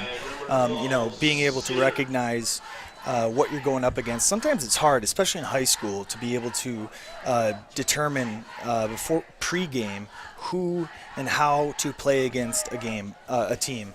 But you can see in the second quarter that they started to adjust things, and now they got, 7 guys down? Yeah, everybody's up for the most part. This Sylvester, he breaks free. He gets across the 40, still on his feet. Going to get brought down at the 46, 47-yard line on second down. Big pickup of almost 20. And yeah, so you see right here. So they got a bunch of guys in the box. They're trying to stop the middle run. And what does Paw Paw do? They say, okay, we're going to go outside. We're going to pitch the ball. We're going to get you guys. We're going to keep you honest. We're not going to throw it, but we're still going to take advantage of the fact that you guys are now adjusting to our inside running game. Yeah, Coach said we can throw. Yeah, we just aren't going to wow anybody throwing the ball. Yeah. And they are wowing people running the ball. Now first down near midfield. Another pitch, this time to the left side. It is Sylvester again. I believe it is Sylvester, and that's going to be a gain of 2. It's funny, though, talking to Coach Matt Stevens about his 32-year coaching career and how he started running the tee, John. Yeah, no, I mean, essentially, he played against teams that played the tee, and he said, we didn't know how to stop it. Like, it's really difficult to stop. And he said, maybe I need to start doing this, and clearly it's working for Paw Paw right now. Here we go again, Sylvester. Changing directions, bounces off the line, hits the edge, and that is another first down. He is brought down finally, but man, another big gain. Caden Bash was the one that finally stopped him. And that was all Sylvester right there. Look at him. Look at this cut right here. Boink, make a miss, and then find daylight, be an athlete. Speed. He's playing both ways. He's probably tired, but Paw Paw historically was a passing team, passing school, and when Coach got hired, he said, do you want to win? Then this is what I'm going to do, and we're going to make this happen here, and it's working. So on first down, it is another run. This time, it is Davis for another big gain. Yeah, he said he started out at Banger. And they ran the I formation, a couple tight ends out there. Then started running the veer a little bit. He took over a 1-8 Matawan team, and that is when he started running it. 1-8, they couldn't get things going. He says, I got to go to the tee. Started running it then came over to Paw Paw. And I believe he said, yeah, they don't like the tee. He goes, well, do you have a problem with winning? Because that's what we're going to do. And they have been doing exactly that. Made it to the third round of the playoffs here the past couple of years. They got a 10-win season in here over the past couple of years. Things are working out very well for them. And that was Logan Leonard there on first down, setting up, second. It'll be third now and short. Yeah, and this is high school football. You don't have to be like, I think right now there's a lot of guys that are trying to be geniuses in high school. It's like, no, man, just win the game. Do whatever you have to do to win. Play with your players. So here we go. And it's going to be another first down. That is Davis, who's still on his feet. He dives to the pylon, and he got it. Touchdown, Paw Paw. Davis with an incredible run, 33 yards. This young man is impressing me. He, look at him following his blocker right there. 21, great block. And then makes gets a cut, the outside. Puts the ball on the outside arm, and just speed and athleticism. He's only a junior right now, and dives. I love it. That is a dream run as a running back. Yeah, Tyler Zischer tried to push him out of bounds, but he hit the pylon. And I'll tell you, you got to be fast. You got to be an athlete to outrun Tillman Jones there. Braden was trying to chase him down. No, sir. It's another touchdown for Paw Paw. They now lead it 22-0 with 8.5 to play in the third. Yeah, that makes it a little bit more difficult for South Lyon East to come back here, but it's still it's a ball game, and you never know.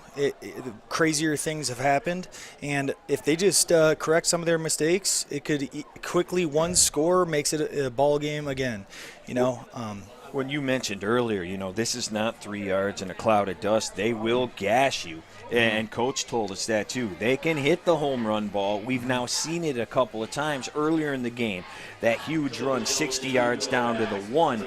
Man, they can. It looks like they're just kind of pushing their way, slugging their way. No, they can break it. No, I agree. He mentioned that. He said, we run the tee, but don't be confused. We got some guys that can find daylight and that can make explosive plays. And it's interesting. Zion Davis, he's out here on kickoff. That just goes to show you the type of effort that these guys have out here. He just ran for a 30-plus yard touchdown. Now he's out here on kickoff trying to make a tackle. I love it. Well, and you got to credit the defense as well. We get a squib kick here this time, so it's going to be good field position for South Lyon East. That is Joseph Galliard bringing it to about the 47-yard line. So if you're going to make something happen, now's as good a time of any as you're already at midfield. Yeah, that's an interesting call. I wonder if it has to do with Vasquez's knee at all. The last extra point, it looked like it was a little bit of a dull kick for him, knowing that how far he can kick it. And, there's 8 minutes, 24 seconds to go in this quarter. And they have decent field position, so as long as they can correct some of those mistakes, we'll see what happens. Cougars will take over for the first time here in the second half. As we told you, they've had some nice drives, but mistakes have stalled them out. And let's give the Paw Paw defense some credit as well. They have stood tall. 0 still on the board here. Yeah, and look at the cushion they're given. On the outside here. Campo is going to hand it off. That is Pfizer picking up about 5 on first down, straight up the gut. And he's stepped in big time this year. Coach was talking about how when he came in and had to play, he had some great games. So. Well, look at this. He's averaging 7.5 yards per carry. That's crazy, and that's your second guy. That's incredible. Well, I like his size, too. He's got big boy size, 220 pounds.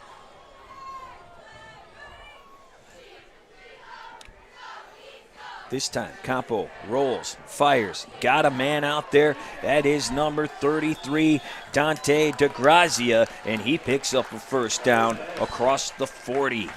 I'm impressed with Dante. He has been on both sides of the ball making plays, and you can see his effort. They did a play action here, try to get the defense off, and some great blocking. Roll them out, get the defensive line away from you, and just let players make plays. Yep, good play there, good throw, right on the number. They are across into the opponent's territory once again. Wow. This once again is Dedrico Pfizer, and that's another big pickup on first.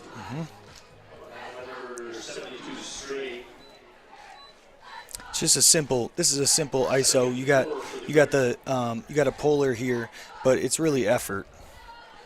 And he's fighting, falling forward as a running back is always a good thing. Yeah, that's what you want to do for sure. So it's 2nd and 5. This is Pfizer again. Maybe a little miscommunication on which way to go on that one, and he's going to be stopped maybe even a yard short of the line. Yeah, we'll see what they do here on 3rd down, because they pulled 2 guys. There was a missed tackle right here, but they ran it twice. And now it's 3rd down, and so they potentially could have been trying to set them up for a play-action pass on this down. We'll see. Michael Rio with the tackle. Max Harvey was in there. Caleb Lucas as well. Here on 3rd, Campo going for it all, but the receiver falls down. Don't know if he would have been able to bring that one in inbounds anyway. But that's BTJ tripping down there at about the 15-yard line, and that will bring up 4th and 6. Yeah, after the play, it looked like there's a little bit of frustration from Campo. I'm wondering if maybe there was some miscommunication on that play. It was not a throw that he typically would make. Here we go. It is 4th down. 6 to go. Campo's throwing. He's got his main man, Jordan Newell. That'll be a first down. How about that throw? And that seems to be their go-to. And when they need something, they run that slant with Newell. Yeah. And it seemed to work every time they've done it. Yeah, when in doubt, throw it to Campo. He's they're giving them the cushion, and for a 4th down play, that's big time right there. Yeah, he is the number 1 guy. 16 grabs coming into the game. He's got a couple already today. And once again, the Cougars are moving the ball. They got a fresh set of downs. They keep it on the ground, but there is a whistle before the play. And this one, false start. Once again, you get a little momentum, you go backwards. Yeah, That's not kind of good. been the story of the day for the Cougars. They got to clean that up because, once again, they're marching down the field. Yeah, and I noticed they're putting Dante DeGrazia in the H-back formation a lot right now. And, I'm not quite sure if they were doing that in the first half, but he has been playing quite a bit. And he's a guy that I think is helping them to move the ball down the field. So, again, those mental mistakes, those little errors, if you can clean that up, man, they're doing an all right job. But at the same time, Paw Paw is also doing great. Pfizer's still out there. He stands in the backfield at the 40. They got the big tight end there, Luz as well. Look at Nico Martinez. 1st and 15. Campo gonna run it. Haven't seen him do that in a while. Sounds like a good decision. He's got the first down and a lot more all the way down to the 10. That's gonna be a gain of 18. Best field position so far for the Cougars. Can they capitalize? Excellent play call right here. Yeah. Get the defensive ends to bite on the fake and just be an athlete, run out field. And you see the blocks down the field. That's what helps you to be able to do things like that. But right before that play, I just noticed Nico Martinez. He's number 44 on Paw Paw. He's a defensive lineman, little guy out there, just like grinding right in the middle, and I love it. I think that's so awesome. That's high school football at its greatest. So it is 1st and goal. They hand it to Pfizer. He gets down to the 6. Yeah, it's funny seeing him out there, but man, we've called his name just about as much as anybody. Mm-hmm. Nico up amongst the trees, but he's making plays. Mm-hmm. Yep. No, I had a bunch of teammates like that, and see right there. That's him. He made a play, and it's a big guy that he's trying to take down, and there also looked like there might have been a little bit of a fumble with the snap. So, good job by Campo for maintaining the ball and not fumbling and getting it to the running back. 2nd and goal from the 6. Campo rolls, got a man. He hits him, but nowhere to go. A host of Red Wolves gonna bring him down at about the 5-yard line. That was Dante DeGrazia again. But he had nowhere to go. He's a sophomore. So like he's playing on both ways, and he's might not get the ball every play, but he's been involved in almost every single play on offense and defense. And so this is a kid who could do some big things moving forward. That was Davis with the initial first strike. And then all his buddies came and got him. So it is now 3rd and goal. 3:50 to play in the 3rd. South Lyon East has been held scoreless so far. They got 5 yards to go. It's Campo keeping it himself, still on his feet. Just about got there, but he's going to be brought down at maybe the 1.5-yard line. Wow. I had a feeling they were going to Campo.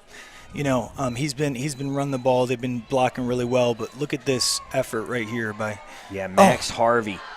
Closing that and hole up. Zayden Davis, who just scored the touchdown, too. Yeah. Caleb Lucas.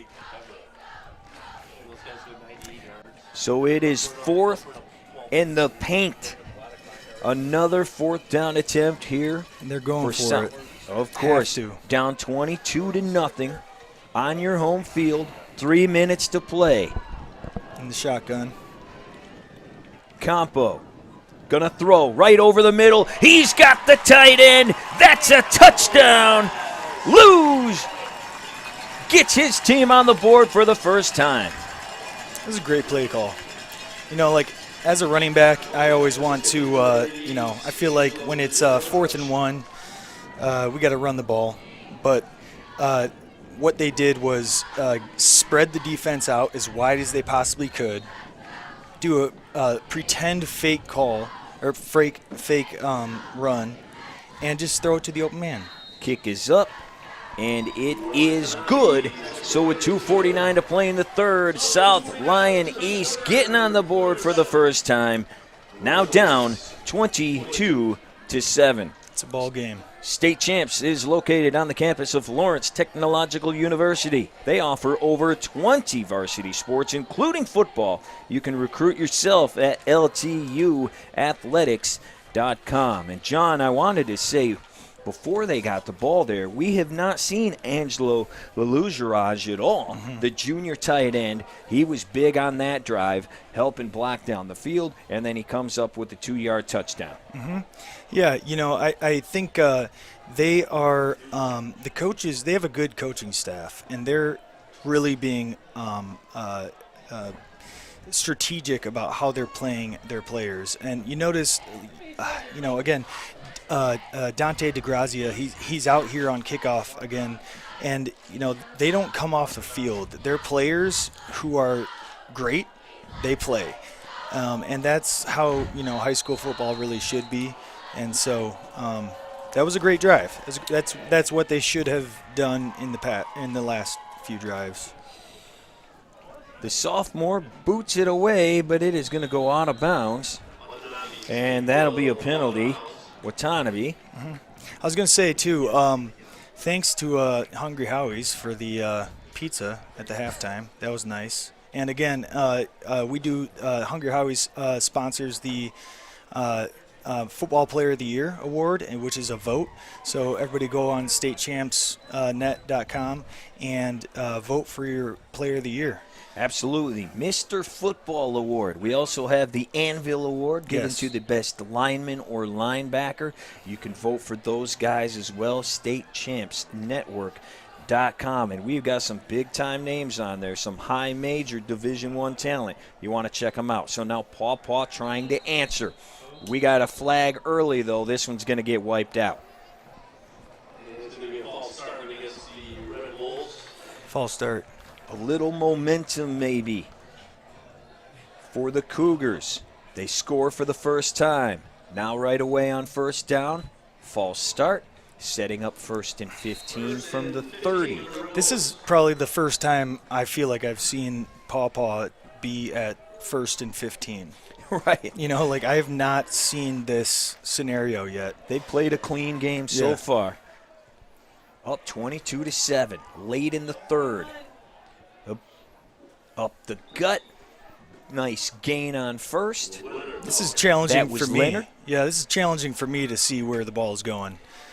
Yeah, they do an excellent job. Again, I think we need to follow the offensive linemen. See who's pulling and see where they're going.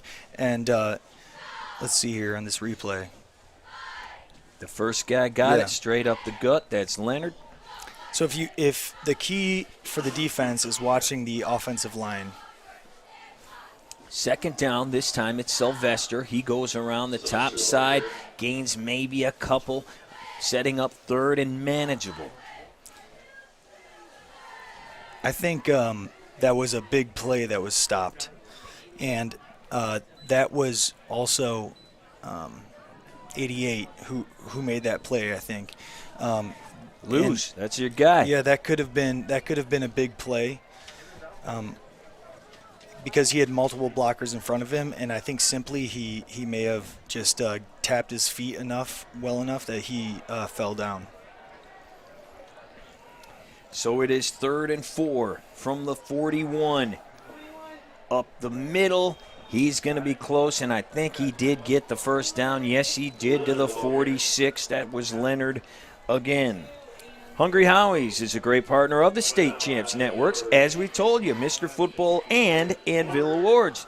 You can vote for the candidates, statechampsnetwork.com. And while you're surfing the web, why don't you go order the best flavored crust pizza on the face of the earth? It's hungryhowies.com. Yeah, and I love that Anvil Award, actually. That's because I think the game is won and lost in the trenches, and that award goes to the tough guys, the guys who are actually blocking, who are trying to stop the run, and it's a great award.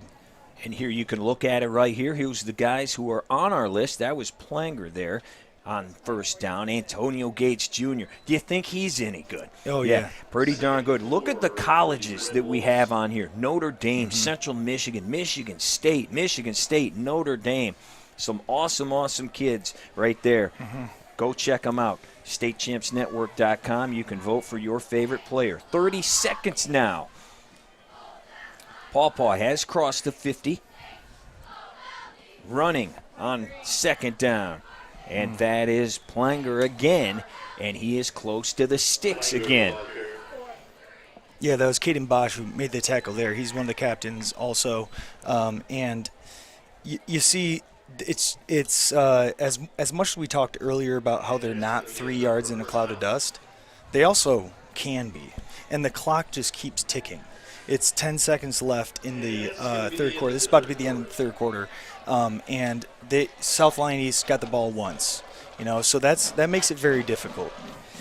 So that is the final play of the third. 22-7, the visitors from Paw Paw leading South Lyon East, who just got on the board. We got one more quarter to go. We'll be right back after this. You see that? How you can see every delicious speck of sesame, garlic herb, and Parmesan? That is what flavored crust should look like. Crust so irresistible that if pizza could eat pizza, it would be this pizza. Can you imagine how good a pizza would have to be for it to eat itself? Talk about irresistible. Now get an irresistible meal deal for any budget starting at just $5.99. Hungry? Howie! We view technology a little differently at Lawrence Tech's College of Architecture and Design. We believe it makes lives better, more beautiful, that it enables people to connect and empowers them to create. We see technology as a reflection of people at their best, and that it should be designed to make us more human, not less. Come redefine technology with us at LTU's College of Architecture and Design.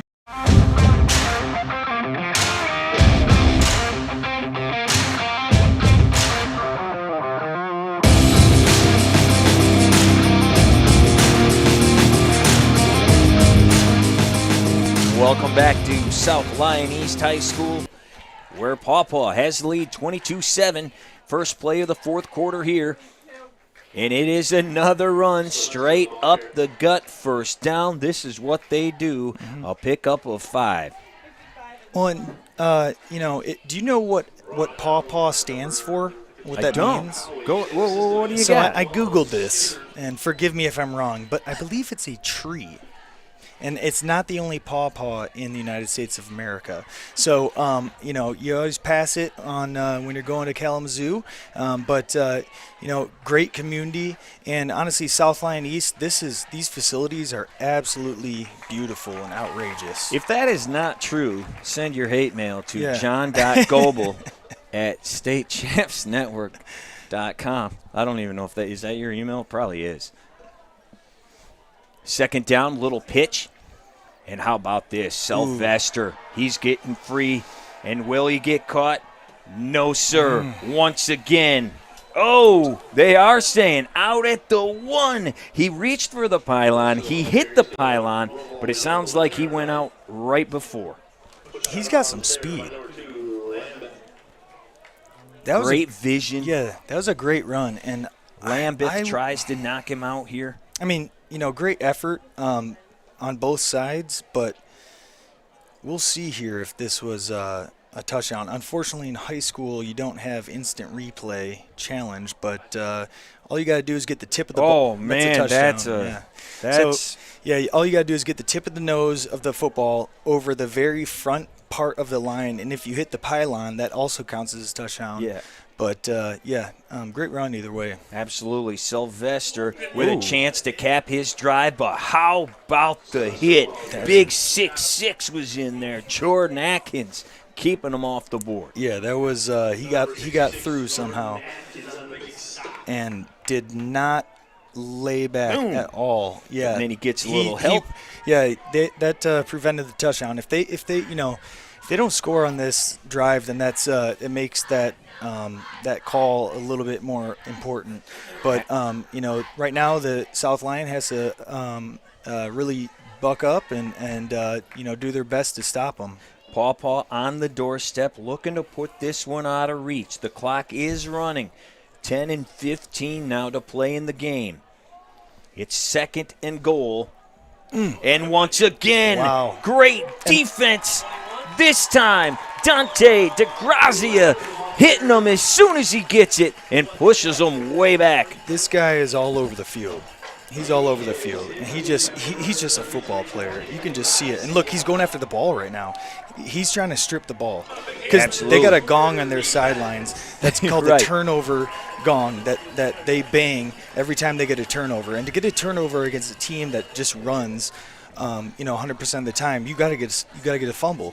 And so that was a great play. This kid is working his butt off today. Yeah, Carter Planger with absolutely nowhere to go. And I've never seen the turnover gong celebration. That would be a cool, apparently it's a cool thing to see.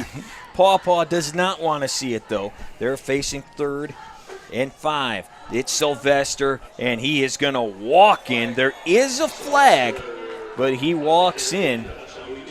Once again, we'll see where it came from. They went in the power eye on that play. So they holding. And it is a hold. Wow, interesting. I'll tell A you rare what. penalty for Paw Paw. And that's going to back them up another 10 yards. And once again, we go back to no replay in high school football. Fortunately for us and all of you at home, we do have it. And I'll tell you what, Sylvester did not step out of bounds. He didn't come close to stepping out of bounds. He drilled that pylon. And you go from first and goal at the 1. Now the ball's all the way back to the 16 on 3rd.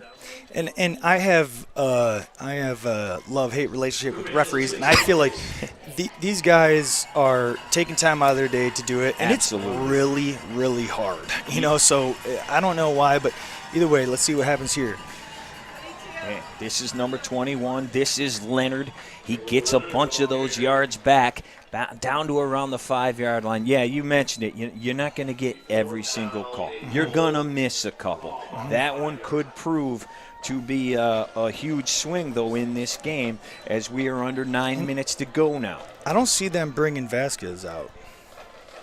They got a kicker who can make 50-yard field goals, and I don't see him coming out. So they might be going for it here on fourth down and basically challenging South Lyon East to say, can you stop us? And we'll see what they do because Paw Paw has called a timeout. And the guy you're talking about, he missed the 50-yarder earlier, just short. He has a heck of a leg, Jose Valverde, and they are at about the 6-yard line. The thought process probably, if we miss it, they still have to go 90-plus yards. Yeah. I mean, field position. Field position is key. It's super hard when you get the ball at the 5-yard line to go 90 yards. Now, John, speaking of referees, you can be a referee. In fact, we need you to get out there and be a referee now more than ever. Nationally, there is a shortage of people who are willing to work these games. They are just kid games. So if you love sports and you also love the kids, get out there and register. You can do it right now at mhsaa.com. Jaden LaPerna is not on the field right now. They got the kicker up. They're ready to kick it. Yep. That was a smart timeout. Figure it out. Jose Valverde missed from 50 earlier today. He had 50 saves for the Tigers in 2012, and now he has 3 points to make it 25-7. Paw Paw does the safe bet, takes the points, and they are now up a couple of scores and then some. What a great number for a kicker, too, 68. I just love it. But it's funny when we were talking to the different coaches. Coach Top was at Country Day last year, and Country Day played against Paw Paw where Jose hit a 51-yarder and beat Detroit Country Day while Coach Top, who's now at South Lyon East, was coaching for Country Day. So it's kind of an interesting little storyline there, how they are connected. Yeah, and Jose is a great story. We told you about it. He usually plays center, but he's been banged up, so he's just kicking. That school record last year, 51 yards against Detroit Country Day. He likes football, but it sounds like he likes fishing more than anything else on earth. He's a big fisherman. And how about this? He's a first-generation American. Parents are from Mexico. So glad to have you. And I know they love the big fella in Paw Paw, and he's about to kick it away. Couple of touchbacks already today. They go with the squibber again. Interesting. It is taken by Connor Marsick. And how about that? That was a nice little collision there. That's football. Let's see what happens. Right at the tried to make a cut, nowhere to go, and he is drilled by Max Harvey. If you play football long enough, it happens. Okay, like I have had multiple times where I all of a sudden saw my feet over my head. Right. You know, I'm like, whoa! I just got blindsided, and my feet are above my head, and I'm like land on my butt, and it hurts. But so it happens. But great tackle right there. Absolutely. So here comes Campo. Has to find the end zone.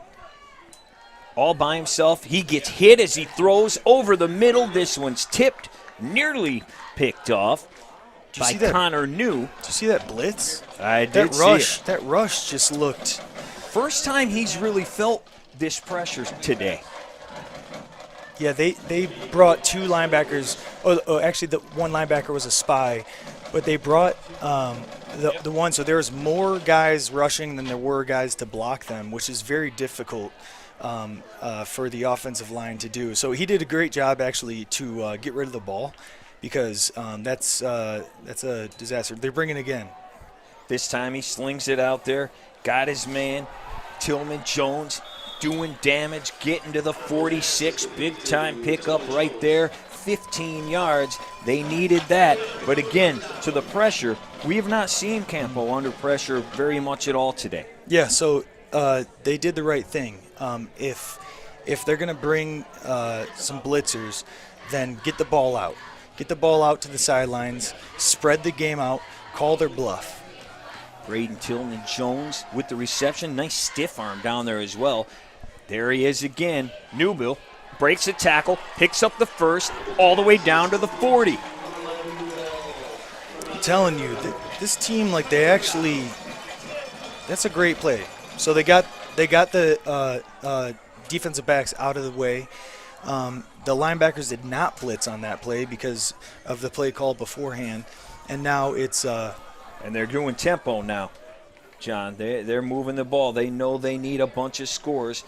Here is BTJ again, and he's going to be close to another first down. This hurry up is working. Yep.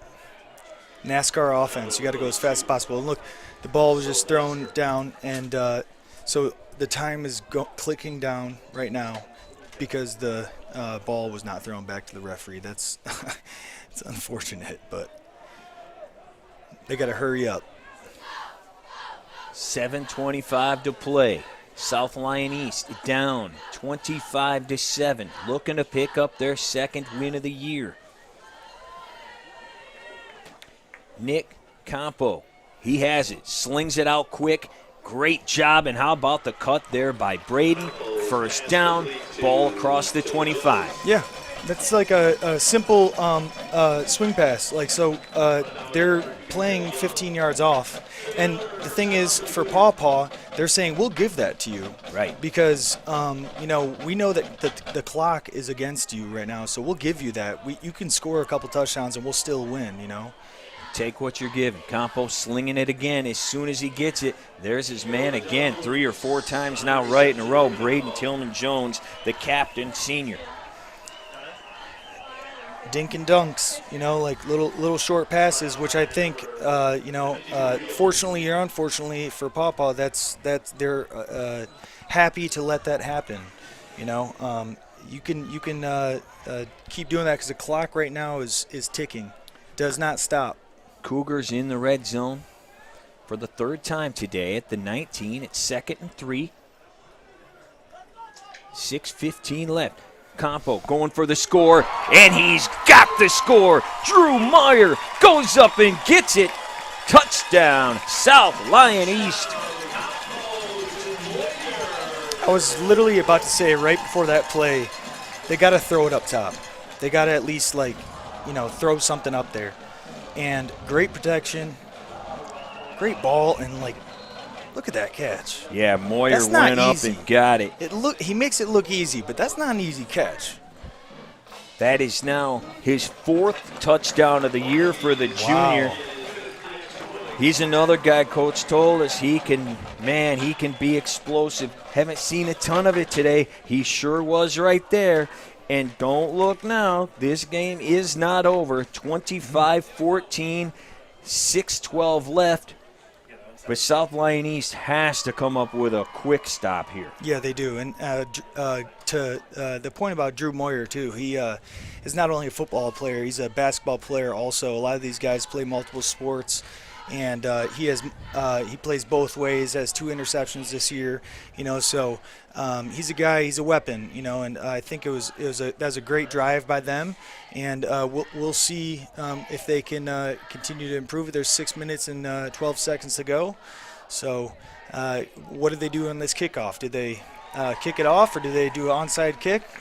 We'll see. Well, players make plays, and they make plays when you need them, and that's all this kid has done all year. As you just mentioned, 2 picks. He also has 3 passes defended, now 4 touchdowns on the season, and they needed that one. Look at, they got Dennis Fry out there in the front line on kickoff return for Paw Paw. They sure 72. do. Big 72, the 6'7", 3 Bills. They kick it away. And this one is going to bounce. Oh, and he wanted to bring it out, but it trickles into the end zone. It's probably best for that was Davis. For him that they didn't. Yeah. But yeah, now it's a matter of managing the clock.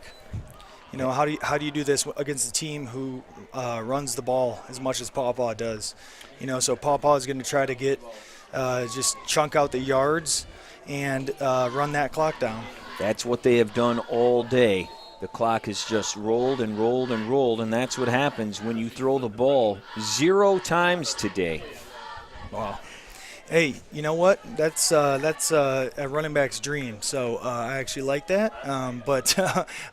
So the Cougars still have 3 timeouts left. We'll see how they use them. 1st and 10 from the 20. That's Sylvester.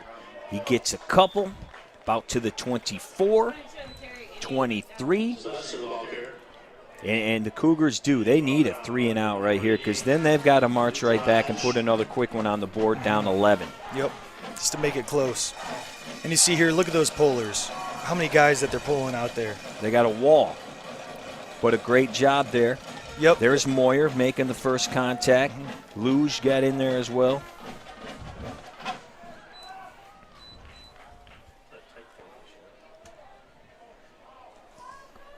Look, quarterback not even under center yet. Now he is. That's Matthew Hartman letting that clock roll. And here is a big gain. 21 loses the ball, though. Did he land back on it? Logan Leonard. Been a clean game as far as the turnovers today. No fumbles. Wow. They were picks. So close to banging that gong. And here we go. Take a look at it. Getting a hand right in there. Oh, that's Dante. Hey, that's your guy. He has been everywhere today. Dante DeGrazia. Is that? And then Leonard still with it. And then right here, the guy that just scored the touchdown. That's impressive. Moyer. That's impressive. Trying to make a play for his team. He's making plays on both sides of the ball. That is awesome. Paw Paw still with it, though. It's Planger. They're going after the ball right now. They're South Lyon East is going to be trying to tackle the ball. And when we saw that on that last play, when we had it in super slow-mo, every single guy was trying to rip that ball out of there. And that's what you got to do with 4:40 to play. Yeah, it's at this point for Paw Paw, they can't turn the ball over. And so we do have a timeout on the field with 4:40 to go. South Lyon East has called it, trying to stop that clock, trying to give themselves a chance. We hope you can join us again tomorrow afternoon. That is when we will have our next Game Time Live.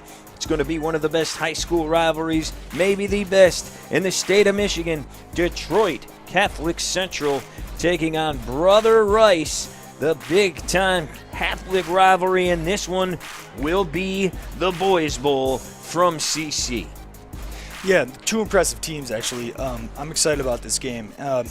Speaking of fumbles, when I was a senior, my last game in high school, we were in the state championship, and we were just trying to run the ball out, or run the clock out. And Coach Fracassa reminds me of this every time I see him, that they threw me a pitch because I was Mr. Reliable and fumbled it. You know, I got the ball. Let's just say I did whatever it possibly took to get the ball back. But we beat Hudsonville for the state championship. This is back in 2005. I'm an old guy now. They still didn't let you play anymore after that, though, did they? Yeah. Well, no, I was. The game was over. We is very fortunate to win, but that's what Paw Paw needs to be thinking right now is protect the ball. Yep. Hold it with two hands. You know, don't do anything but get fumble. Here we go. A lot of guys there, but they're just kind of plinkoing off all the defenders. Finally, Moyer does get him. There is a late flag. That was Sylvester with the great run. It will be first down yardage, I believe, or very close to it, but let's get the flag. Going to be a face mask, and it is against South Lyon East. Let's see if we can see it. But check out Sylvester, man. The dude just won't go down. That was a big hit, and he just stayed up. Playing human pinball down here. And then there's the face mask, so that's going to take the ball into Cougar territory at the 49. One last thought on the Boys Bowl tomorrow. Interesting Sunday afternoon high school football game. Both teams 3-1 on the season. Should be a good one. Yeah. This has become a good one here. 25-14, 4:10 to play in the game. Paw Paw just trying to bleed that clock. It's Sylvester. And another big gain on first down. Yeah, they're playing hard out there. You know, South Lyon East, they're not giving up. You know, they are going after the ball, and I feel like if the score was closer, then it would be a different ball game right now in terms of, you know, the type of play calls that are being run and everything. Lambeth with the tackle there. Timeout, South Lyon East. That is their second charge timeout, so they do have one left, but they only have 3:57 on the clock, and they can only stop it one more time. Got to have a turnover if you're South Lyon East. That's what's needed right now. You don't have a 2-minute warning in high school, you know, so the clock can just keep running. Coach Top there telling his guys what to do. And let me just say, Coach Top, he's a great hire for South Lyon East. This is his first year here, but, I mean, what a guy. Like, we were asking him about his players, and it is clear how much he cares about these kids. Like, he truly does care about them. And the facilities here are amazing, and I just think that, you know, he's going to be building a very solid program. And same could be said about Coach Stevens over at Paw Paw. You know, just these are two coaches that social studies teachers in high school that I think really just truly care about their players. And it's refreshing to hear. 2nd and 5. Hands off again to Sylvester. He's got plenty of room. He has the first down before he is finally brought down. Yeah, you see them going after the ball right there. That was a good. He made a man miss in the hole. We told you about Paw Paw. Had a nice run the last couple of years. Made it to the 3rd round of the playoffs. Looking to do that again. But they got a tough one coming up next week. It's that Achilles heel, Edwardsburg. Yeah. They have been a state title contender for years and years. They may very well be again. That's on October 1st, followed by Niles Vicksburg, and then they'll close out the regular season against Plainwell. Yeah, it's a difficult conference that they're in. It's a lot of really solid teams that are established and have been producing a lot of talent for a long time.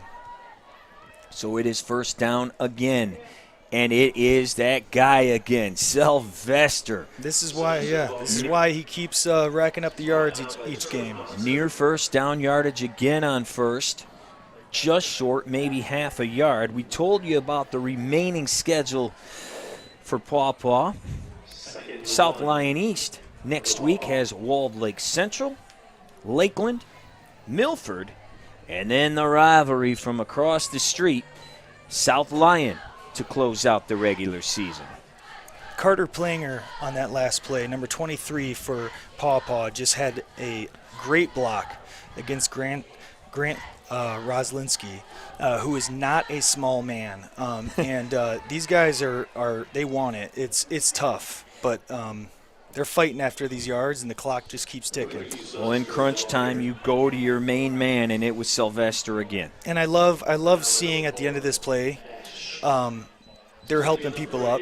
They're helping the opponent up. You know, it's just class on both sides. You know, their leadership, their coaches, and their schools are coaching and teaching, you know, character, and that's important, you know. So I love seeing stuff like that. Absolutely. We are now down to 2 minutes. Paw Paw just letting this clock roll. They know that is their best friend right now. Just now breaking the huddle. 25-14. Pitch goes to Sylvester, and we have the ball on the ground. Wow. You got to like the effort in there by Big 4-4. Sylvester had trouble with the pitch, lost a ton of yards, and South Lyon East will take their final timeout. That is essentially the exact thing that happened to me in the state championship game that I was just explaining 2 minutes ago, where I had a pitch, which is that's a you know, dangerous play when you're just trying to run the clock out. And you know, sometimes as a running back, I mean, Sylvester did a great job actually just getting on the ball. Don't try to make more of it. Don't try to like pick it up and run. Fall on it. It's okay. You know, it's worth losing 10 yards to keep possession. Absolutely, and when you look at the situation as well, you're up 2 scores. You don't need to do anything else but that. Yeah. Jack Toth getting in there. He's the team's leading tackler. He was the one that kind of caused the ruckus to make that fumble. Can I say, too, by the way, you folks might not have seen it, but the band here and the cheerleaders, they've been awesome. It's been a great turnout from them, and the day has turned into a beautiful day. It was raining this morning, and it's held off, and it's been a very enjoyable time here. Yeah, absolutely. Little wind, but not very much. Hasn't mattered to Paw Paw. They keep the ball on the ground as they do here, straight up the gut once again, and after a 2nd and 20, they get at least 5 of that back. Mm-hmm. 0 timeouts for South Lyon East, and you see here he just holds the ball with 2 hands, making sure I'm not going to fumble, number 1, and they got a kicker who can make it if needed, but I don't know if they necessarily will with 0 timeouts left. Yeah, I don't believe they're going to need it. Logan Leonard there picking up the 5 yards, the junior running back, number 21. It is 3rd and 15, but we're under a minute to go. Mm-hmm. And they're walking off the field, it looks like. You know, losing Jaden, number 9 on South Lyon East, I think that that was important for them. He's to be voted a captain as a junior says a lot about the type of impact you have on the team. And, you know, I'm not saying that would have been the difference maker, but I know that he could have made somewhat of a difference. Yeah, absolutely. He's a long snapper also. He is a tight end, you know, plays middle linebacker, runs that defense, and all the kids have stepped up and played really well. But I just think there's a few key mistakes that happened on drives that they could have scored on, and that's football. Well, and they were missing D'Angelo Stroman as well, and Jaden has his jersey and pads off. You see him down there without his shirt on. And standing right next to him is number 50, D'Angelo Stroman. And he's a guy that missed all of last year with an injury, and they really need him on that D-line, and they did not have him today. So that also played a factor. But as you mentioned earlier, talking about LaPerna, Coach said this is a guy that gets the ship right. And unfortunately, he was only out there for about a series. Here we are on third down. It is Sylvester banging his way down inside the 25. Clock is moving, and that will probably just about do it. 40 ticks on the clock. Paw Paw comes across the state. They come to South Lyon. And they are going to have a happy bus ride home, my friend. Yeah, that would be a tough one coming all the way here and having to go home with an L. But they improved to 4-1. And I will say, to South Lyon East, they, again, have not lost by many points in their games. So they're improving, and it has been nothing but a pleasure here. They have a great facility. And Ryan, I've loved talking with you and hanging out and just watching football, man. I'll tell you what, John, not too bad for a rookie, my friend. you did all right. The clock has hit 0. Paw Paw improves to 4-1 on the campaign. They come to South Lyon. They beat East 25-14. The Cougars fall to 1-4 on the season, and this is hard to believe. We are already nearing week 6. Teams, you don't have to have that 6 wins anymore, playoff points and all that, but teams can essentially punch their ticket already next week. Yeah, it's kind of wild, but that we're already this far away in the season. But at the same time, I love the fact that we're allowed to go back to games, see games, and that high school football is back. It's a beautiful thing, and State Champs Network, we're just so glad to be able to be a part of it and honor some of these kids, these students, and the schools and communities. I also like today, I want your thoughts to wrap up the day. I'm going to start with South Lyon East. Obviously, they got down big, got down 22-0. But I like the way they fought, man. They fought right till the final buzzer. Yeah, I think it was mental mistakes, and Coach Stevens, mentioned that he wasn't going to throw the ball much. So I'm sure he was glad that they didn't get down, because it would have been a difficult time for him to come back if they were down. But kudos to both coaching staffs and teams and players. Like they worked their butts off. There's some awesome plays too.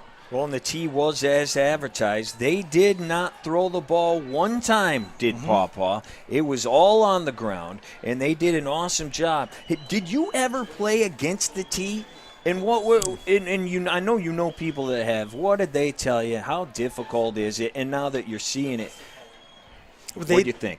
So it is very difficult, especially nowadays when they do spread formation so much, and that's what you practice for and against all the time, and then all of a sudden you have to go against something totally different. And I will say the T is selfless. It's a selfless offense. They have to be guys that are willing to block and play as hard as they can all the time, and I will say, Sylvester, he probably got the most yards. He had a great game. That he probably had a touchdown that was actually called back, but he also was out there blocking. He was out there like shoving guys around, and it's the T is a very difficult thing to play against, and it milks the clock, so I thought they did a great job, and the players all played cohesively. And we are hoping to get a word with Cullen Sylvester, as you mentioned, here as the team is breaking it down before they jump back in the bus and take off. Well, I'll tell you what, they got a big one next week. As we mentioned, Edwardsburg, a perennial power here the past few years. That's been a tough road to hoe for the Paw Paw guys, and they're going to try to jump that hurdle next week. Yeah, and there's quite a few guys on both squads that play multiple sports and are getting recruited. I think that several of them have gotten offers from Lawrence Tech, which Coach Mitchell is an awesome coach. And, if any of them want to go to Cincinnati, I would love it because, I'm a Bearcat. And, but either way, there's definitely some talent and guys that are working hard. And it's a pretty popular season this year. What with the, Mr. Football Award, you talk about Antonio Gaze Jr., his dad is obviously a Hall of Famer, didn't even play football in college, and played 20 years in the NFL, and now is the athletic director at Madonna. There's the dude from Chippewa Valley. Oh my gosh, so Trey. explosive. Oh yeah, so explosive. Like it's just fun to watch. We got a lot of fun teams here in the area. And we're going to bring you another big game tomorrow. As we've mentioned, it will be the Boys Bowl. It will be Catholic Central. And it will be Brother Rice trying to bounce back. I talked to Coach K actually today, and I said, some people don't like it, maybe, when you come off a loss. Oh, no, now we got to play our rival. He's like, oh, no, we love it. That just made us even more angry. Now we get to get back, and we're going to try to get back against the guys we don't like. Coach K is a good man. He's a good human being, and Brother Rice is lucky to have him. I always say it's actually sometimes you learn more in a loss than you do in a victory. Which, by the way, I like that Cullen wears number 22. That's a nice number. You've heard of that number, have you? Deuces, Yeah. some people might say, when you're breaking away for the touchdown. Speaking of him, we have him, the workhorse for the Red Wolves of Paw Paw, leading them to victory today. Cullen Sylvester is with our Genna Rose. Genna. All right, we are now joined by Paw Paw's Cullen Sylvester, who played a very key role in today's win. Cullen, we just got to take it back. You guys had over 130 miles to get here, a long bus ride. How mentally and physically taxing was that entering this game? It was tough. I mean, it's a long way. We were all sleeping on the bus. But, it's nice to spend that time with the guys for last year. And, we came here and did our job, so, worth it. Yeah, and you came here and you faced a team that you normally don't face. So how did that affect the practice plans this week? Honestly, we played Detroit Country Day last year, and they kind of we were thinking like the same type of thing. So a lot of it was the same stuff we did against them. So we kind of did what we've done before, so. And you guys definitely got off to a hot start, 15-0 entering the second half, and you were accountable for those 2 touchdowns. What are you seeing in those moments, and how was the synergy in your team? It was good. Everyone was doing their job. We executed. And then as we headed towards the second half there, we could see there was a little bit more that the Cougars were able to give there. How are you guys able to hold it to get the win? Just kept our heads. That's all I can say. All right, and then how exciting is it? Because when you look, you see you have some fans in the stand. Everybody made the track. How exciting was it to play in front of friends and family, as you said, during your last year? It's good. It's a lot different, especially from last year with nobody. But the fact that they traveled all this way to come see us, it really means something. So. Absolutely. Plenty of fun. Congrats on the win today, Cullen. Nice work. Thank you. All right, sending it back to you guys up in the booth. Yeah, you mentioned that earlier, John. How cool is it to have people here? The band does a thing where they just start stomping. You may have seen our cameras turn into earthquake mode there for a minute. It is great to have people back. Yeah. That is something that, man, maybe we all took for granted for so long.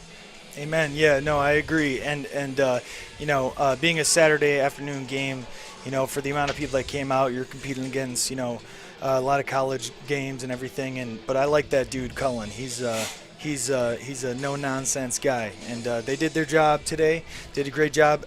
Kudos to both teams. Paw Paw's won a couple of playoff games each of the past 2 years. They will try to do it again. A couple of more weeks, though, before we get there. For Ryan and for John, And Genna Rose as well. We thank you for joining us here on Game Time Live. Hope you can do it again tomorrow. Catholic Central taking on Brother Rice. But for right now, it is Paw Paw with the 25-14 win to improve to 4-1 on the season. We'll see you again tomorrow afternoon. Thanks, everybody, and thanks for Kevin, too. State Champs Game Time Live is presented by Lawrence Technological University.